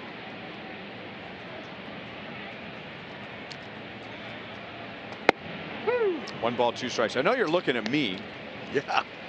Because I've been here longer than you. But I don't think I was here. That was before my time. I asked for a hint. Because, I mean, we're talking, well, no one's done it this year, so we're talking 49 years of Royals baseball. I know.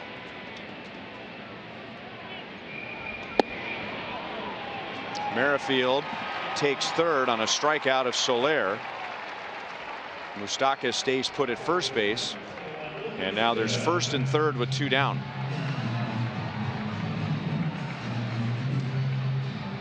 Easy steal there.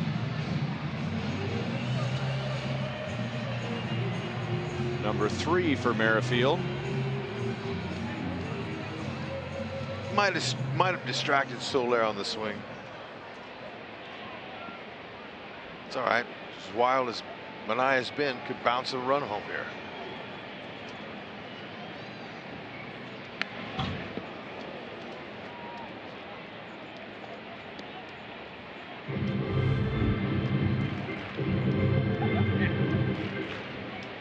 Oh, we're going about this the wrong way. I just got a text from a friend. Okay. It's a Royals rookie, not necessarily their debut. Just Yeah. the last Royals rookie to get 4 hits. Okay.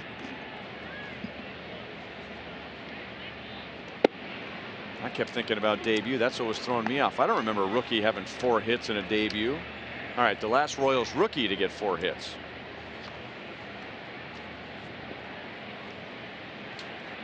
Which I think makes it even harder. Because I think I'd remember if a guy got 4 hits in his debut, right? What about Angel Baroa?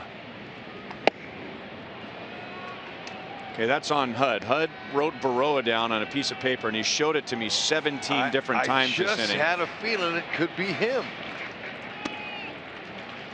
And we may not get the trivia question, get it right tonight. I just got sick of seeing Baroa on the back of HUD's stat packet. All right, unbury me. Spelled incorrectly, by the way, but quit throwing me under the bus. I'm trying to help, not hurt. all right, the most recent Royals rookie to record 4 hits in a game. Moustakas runs. Duda did not go. So Merrifield stole 3rd, and now Moustakas steals 2nd. That's his 1st of the season.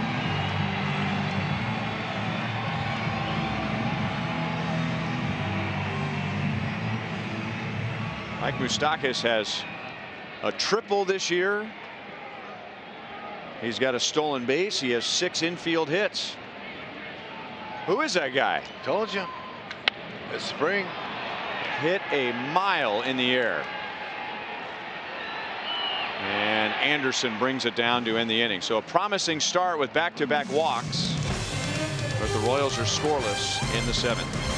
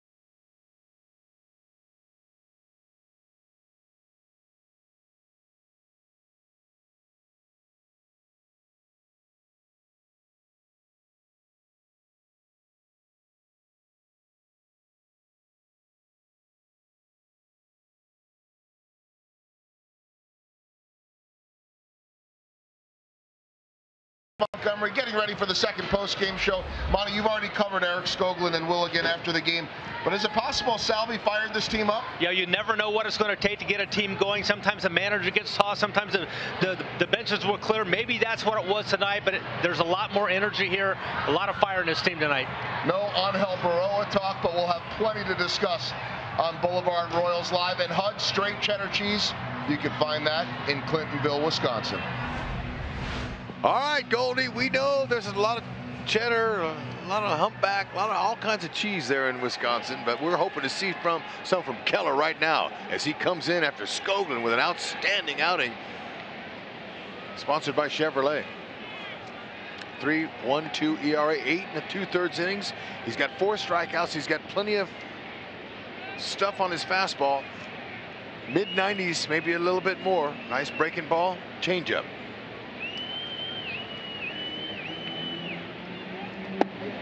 So Eric Skoglund goes a career-high 7 innings.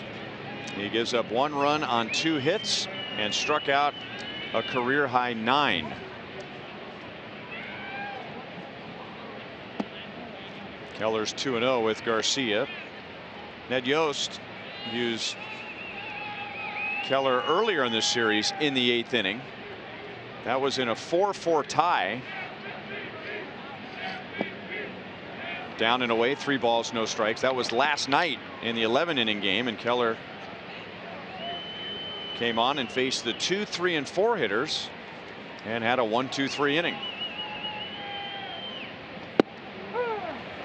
3-1 on Garcia. He was 0 for 2 against Skoglund. Keller's getting a nice opportunity here. Ned going with him in the 8th inning. He's going to go with the hot hand and who he figures can get the job done. That's a way to get back in the count right there. Definitely don't want to walk anybody. Don't let the White Sox even believe they can get back in this game. They have got to find a way to finish this one off.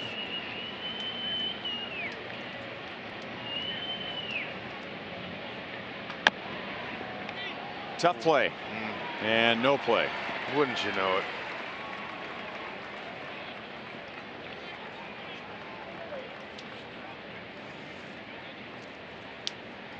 Celebrate one of the most dynamic players in Royals history with the Bo Jackson Flex Plan. 16 ticket vouchers to use during the remainder of the season. Just download the MLB Ballpark app to pick and choose which remaining games you want to attend. Royals.com/Bo.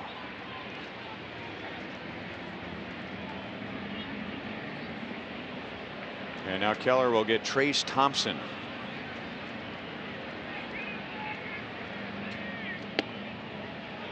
A little bit high, ball 1. Thompson was 0 for 2 against Skoglund.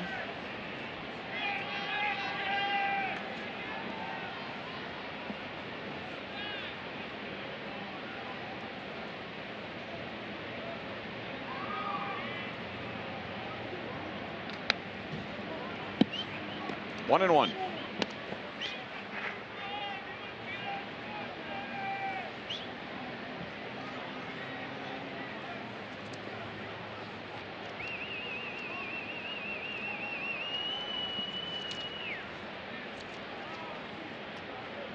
don't need to worry about that runner over there at first base. Focus on the hitter. Running, swing and a miss. And then the throw was high into the third base side. And Witt keeps the tag on Garcia in the event that he disengaged while he was getting back to his feet. Yep, that's okay though, Keller. You know what? He just got the ball home. Let Salvi take care of it. Only way you get him, it was a great jump, is if he puts the ball right on the back. It had been a perfect throw to get him.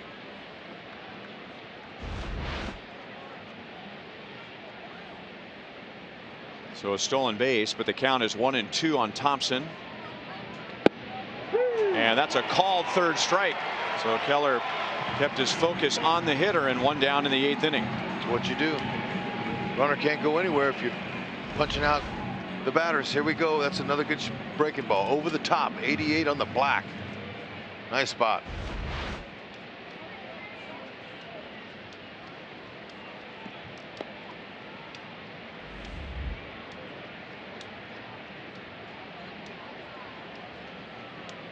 Omar Narvaez is 1 for 2. He had one of just 2 hits against Eric Skoglund. Now he has a base hit against Keller. Garcia holds at third. And now the tying run comes up with 1 out in the 8th inning. Garcia, great effort. He gave Nick Capra, third base coach. That's what you want if you're a coach. He's coming. Now he hesitated for a quick second, but he's wanting to score that run. But Capra says, we don't run on Alex Gordon, especially 3 runs down.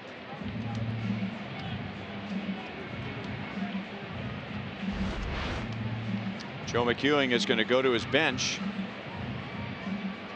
And he's going to bring up a left-hand batter, Nicky Delmonico. Now Ned Yost has Brian Flynn in the Royals bullpen.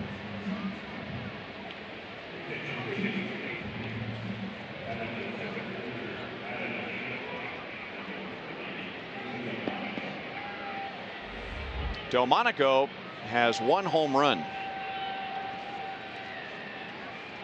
Tim Anderson waiting on deck, a right-hand batter, has 4 home runs, including 1 tonight.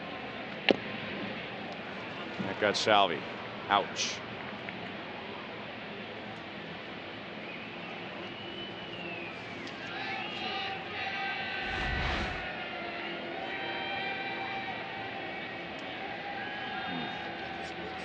right on the left thumb.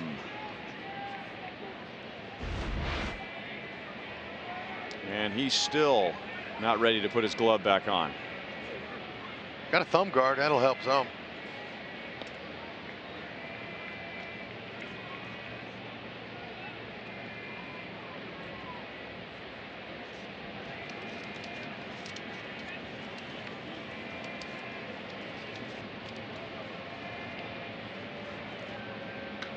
Well, probably one of the reasons why Ned didn't hesitate to bring in the lefty is because look at the splits at Keller this year so far.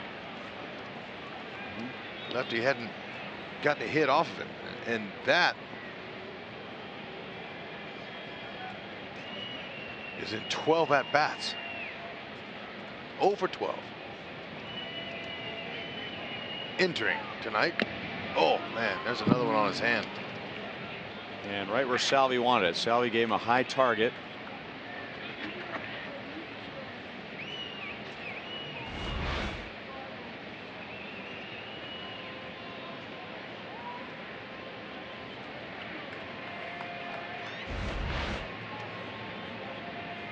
Delmonico was 0 for 4 with a walk in game 1 of the doubleheader.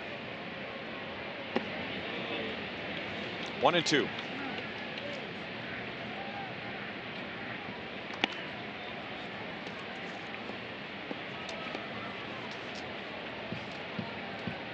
This is the first time all night that the White Sox have had more than one runner.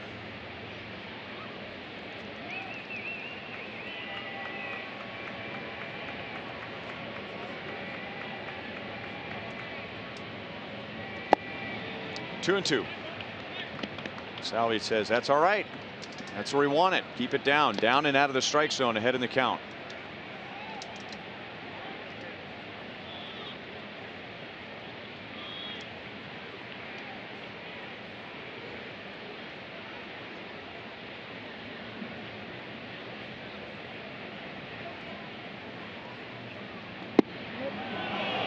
.98 and just a little low.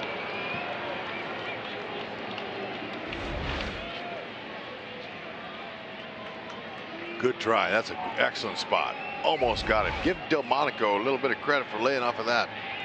Pinch hitting. You're up there to hit. On the ground and through the right side. It is 4-2.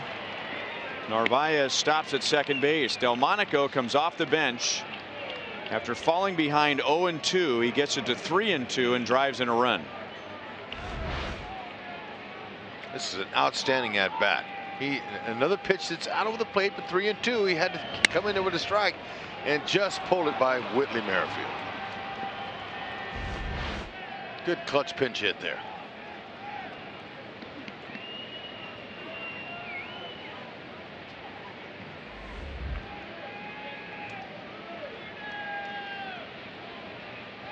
Anderson homered, leading off the game. He has also struck out and grounded into a double play. He's had an eventful night after the home run. He was exchanging words with Salvador Perez when he crossed home plate, and then in the bottom of the first inning, Salvi got to second. They exchanged words again, and the benches and the bullpens rushed onto the field. And then in that inning, Abraham Almonte ended up with an infield base hit off of Anderson's glove, which scored the first run and led to Alex Gordon following up with a 2-run single. On the ground to short again. Out at second. In the dirt. Handled by Duda. What a play by Lucas Duda to help save the inning. Oh, 2 times in one game to Speedy Anderson. Oh, beautiful ham and eggs, roll 'em up.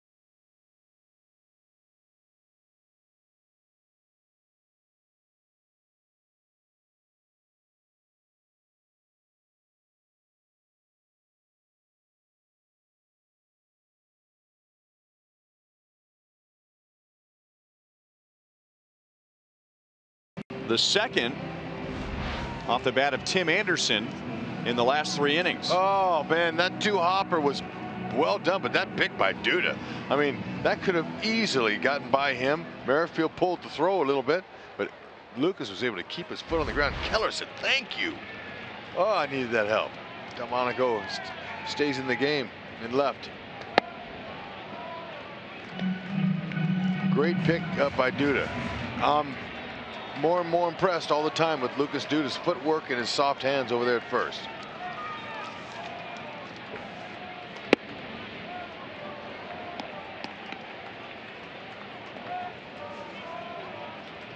Doing a nice job. He'll get his bat going, but in the meantime, he's doing his part on defense to help. 3-0 on Almonte. Juan Minaya took over in the 7th inning, and he walked the first 2 hitters, Merrifield and then Moustakas. But then he got a couple of strikeouts and a pop out to short.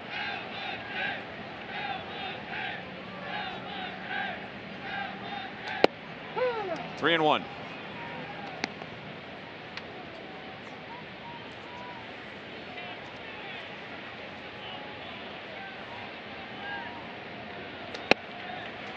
Leadoff walk.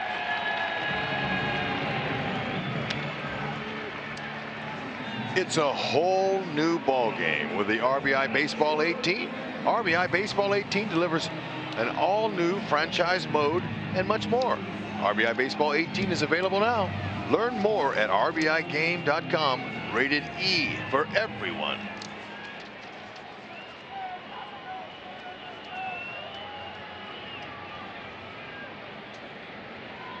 Alex Gordon drove in 2 in the Royals' 3-run first inning.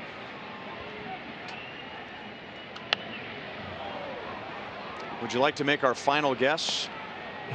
You're asking me to make it? Let's I'm leaning on you. You guessed Irving Falou and Angel Baroa. So go ahead. No, I have no idea. I'm not gonna. I won't blame you. You will too. No, I won't. You'll get on me for I won't. swinging and missing again. No, I won't. I was just a little perturbed that you wrote Baroa on the paper and you kept showing it to me. Why didn't you just say it? Because I had no clue. I thought that might, be the answer. I didn't want to sound foolish because I wasn't here. Although I did watch him play. You're not going to sound foolish. That's a hard question. So go ahead, bud. You just said one during the break. So go ahead. Go with your instinct. Eric Hosmer. It is not Eric Hosmer. We have one more strike? No. No. Don't say it like that. See, that's that. Oh! Did he? Oh, off the wall. He didn't quite get it over the wall. Here's Almonte racing around third. Moncada relay to the plate is late, and Alex Gordon has driven in 3 tonight.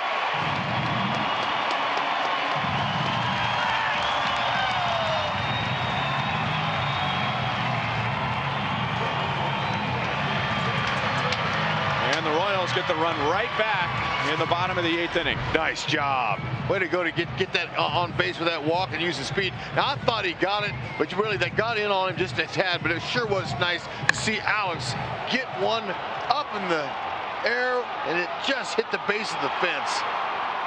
Just didn't quite have enough to get out. It sure was nice to see, and look at Almonte bringing that run home all the way from first base.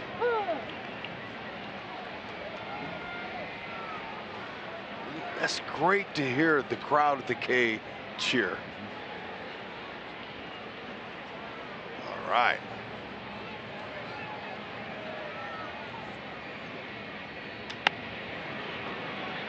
All right, what's the answer?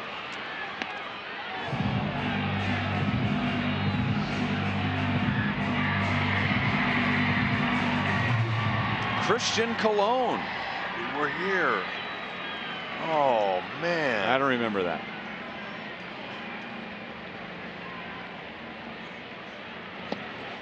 Now, that was in 15.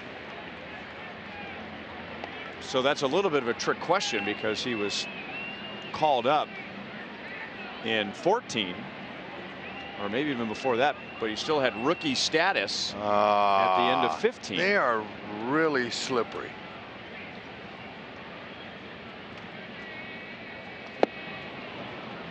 Cuthbert strikes out for a second time. He is 0 for 4 tonight. And that's the first out of the bottom of the 8th.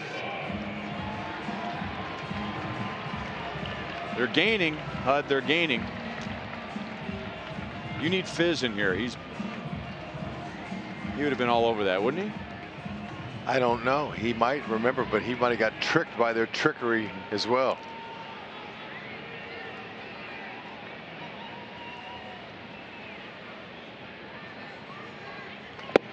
Slider for a strike to Escobar. He is 1 for 3.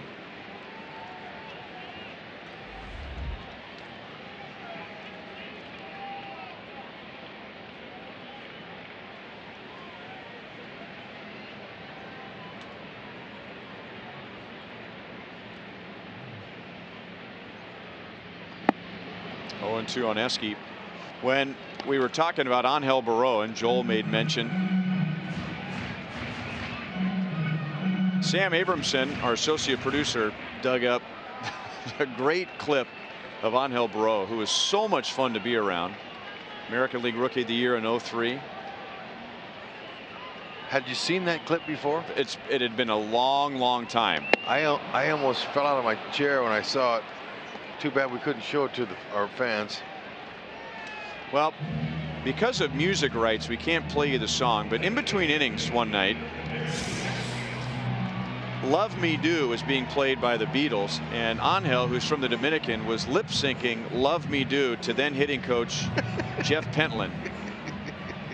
And I mean, he was serenading, and he was right on key. I mean, he was lip syncing perfectly.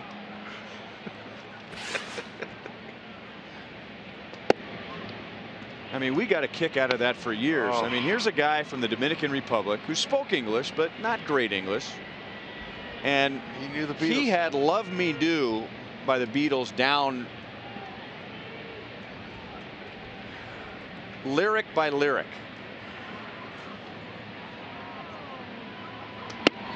Two 2-0 on Whit Merrifield.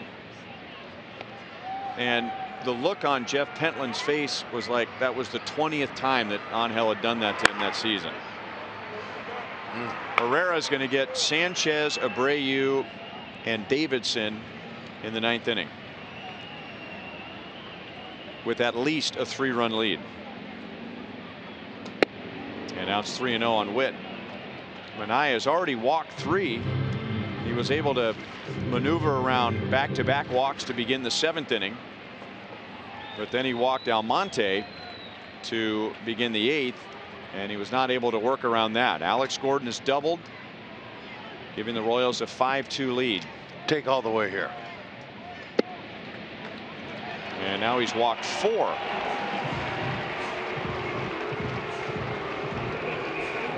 Because you got Moose coming up. If you can't catch a game on TV, you can always stream the games live on your mobile device. Download the Fox Sports Go app, log in, and stream the Royals. It's presented by T-Mobile.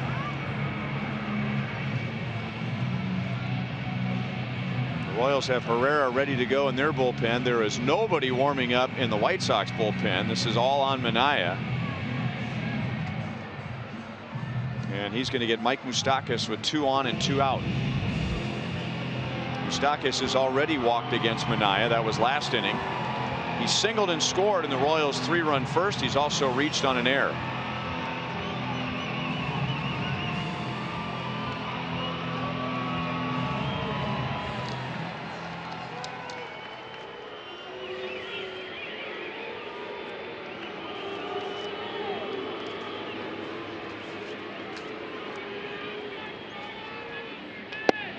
Inside at 95 miles an hour.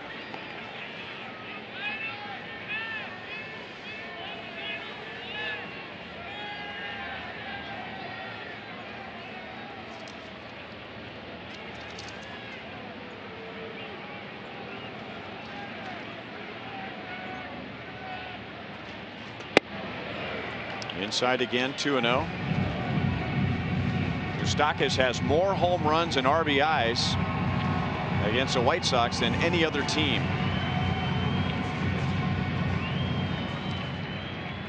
20 home runs, 48 driven in.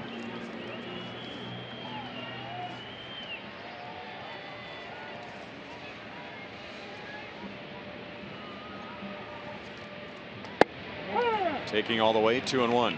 He has 1 home run and 1 RBI in this series.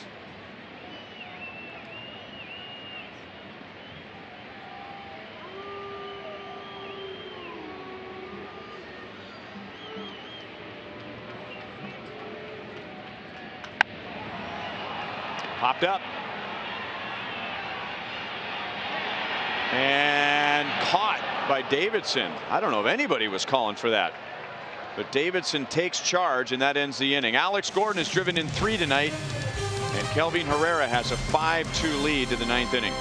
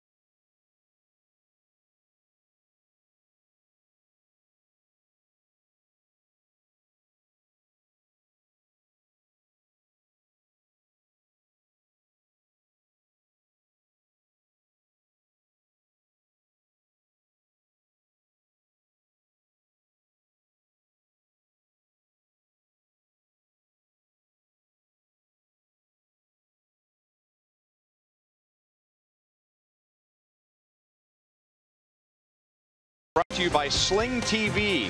Live TV you love, only better. And by Ford, going further so you can.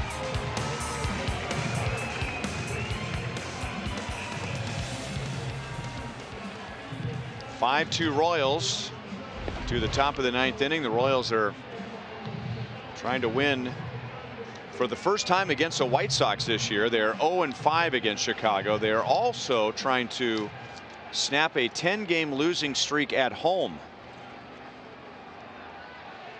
Herrera's been marvelous so far this year.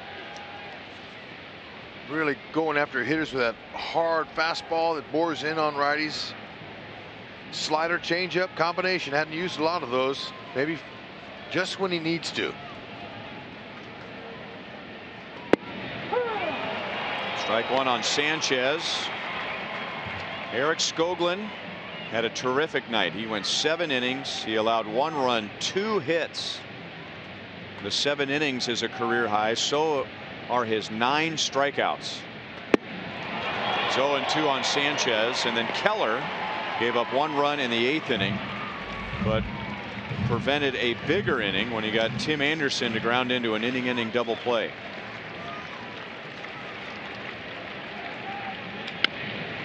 On the ground to Merrifield. 1 away. Yeah, outside of the Skoglund cap tip in his major league debut, this was a lot better. This one was Skoglund. He had a little edge to him. I liked his competitive look, his mound presence that he showed tonight, and the fact that he was confident. He was able to bury the breaking ball in there, get ahead with first pitch strikes. It was really a special performance by him, and hopefully he'll build off of that.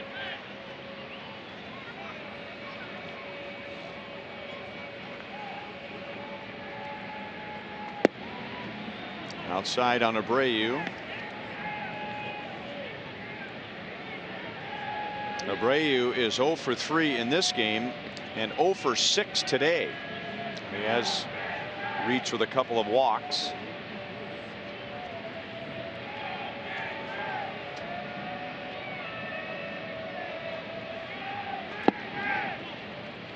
Two and 0.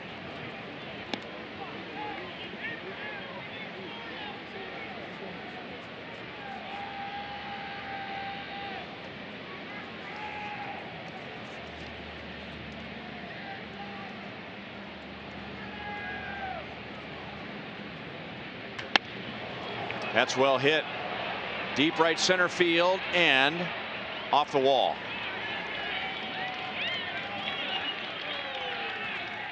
Abreu has a 1-out double.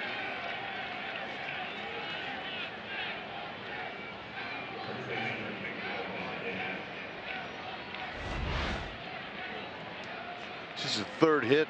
Herrera's given up to a right-handed batter. Out of 18 at bats. Hit midway up the wall. Ball was struck well.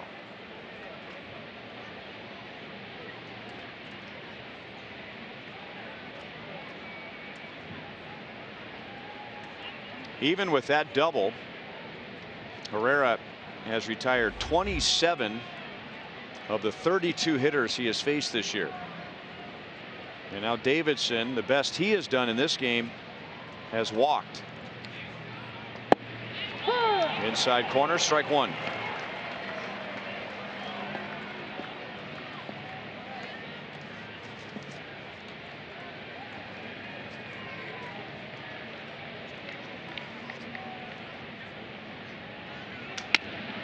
Cracked his bat. Cuthbert charges in for the big hop. And the potential tying run remains on deck.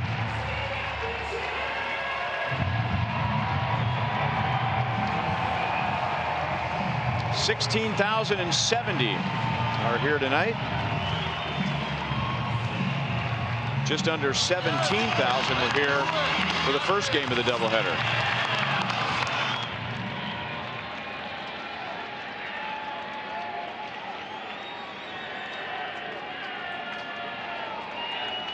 And now it's Herrera and Yoan Moncada.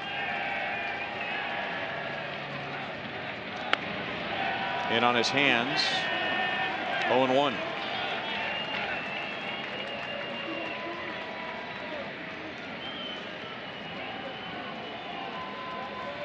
White Sox took game one of the doubleheader today 8-0.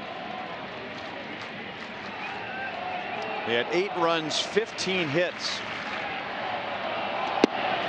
No balls, 2 strikes, 98 right by him. In this game, the White Sox have 2 runs, 6 hits. And 4 of those 6 hits have come in the last 2 innings. No swing.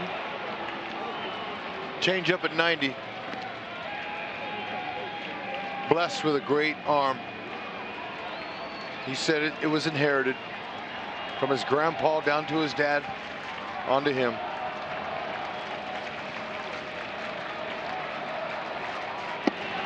Oh, a little bit low. Exactly where you want to put it.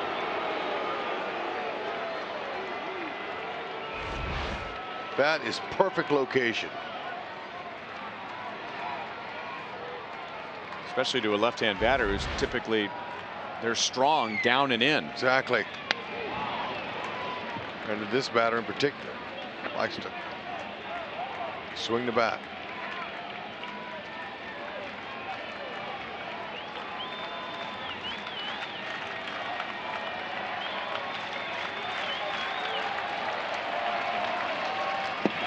Struck him out with a changeup. So the Royals split the day-night doubleheader, winning game 2, 5-2. Oh, that was a beautiful game, and it's so great to get back in that win column. Way to go, Alex Gordon. And for Herrera, that was a job well done.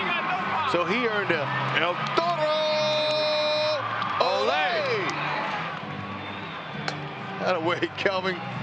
Way to work it. Ned, on the day where they honored the crew that saved his life after the tragic fall, and he's better.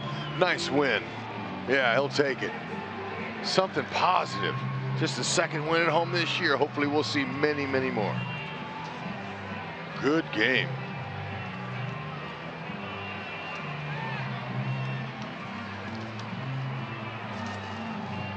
The Royals had lost 10 straight at home. They had scored 4 runs or fewer in all 10 of those games. And tonight they get 5. And beat the White Sox by 3 for their first win against Chicago this year. Let's go down to the field. Here's Joel. And they really got things going in the first inning. Alex Gordon, a big part of that. Before you, Abraham Almonte. How much did that help in the first inning? Maybe just to loosen things up, get some confidence going. Oh, absolutely. You know, after a tough game one, it's good to come out, especially when they, hit a homer in the first inning and kind of take that momentum back. And that's what we did the first inning. The guys did a good job getting on, and then guys did a great job getting clutch hits. We saw the bench is clear. I don't know if you know what happened, and if you don't, or whether you do, did that fire you guys up at all? No, not at all. We were fired up from the get-go, so just part of the game. Guys competing, adrenaline going, so it happens. Nothing happens, so we're all good. I know everything is better when you're winning, but how good do you feel coming off of the DL? Good. You never like going on the DL, but I tried as fast as I could to come back, and feeling comfortable now. So hopefully, keep it up. Last thing, Eric Skoglund, his second big league win. What made him so good tonight? I just like the fact that he bounced back after.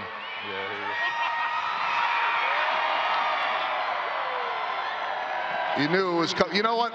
Because he had been on the DL. That's the first Salvi splash of the year. Both of you coming back on Tuesday.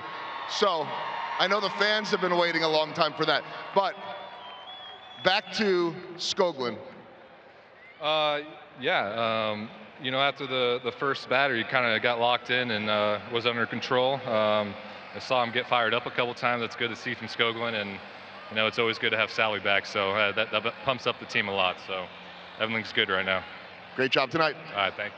There we go. Alex Gordon with a few big RBIs and the first Salvi splash of the year. And Salvi usually does it right away.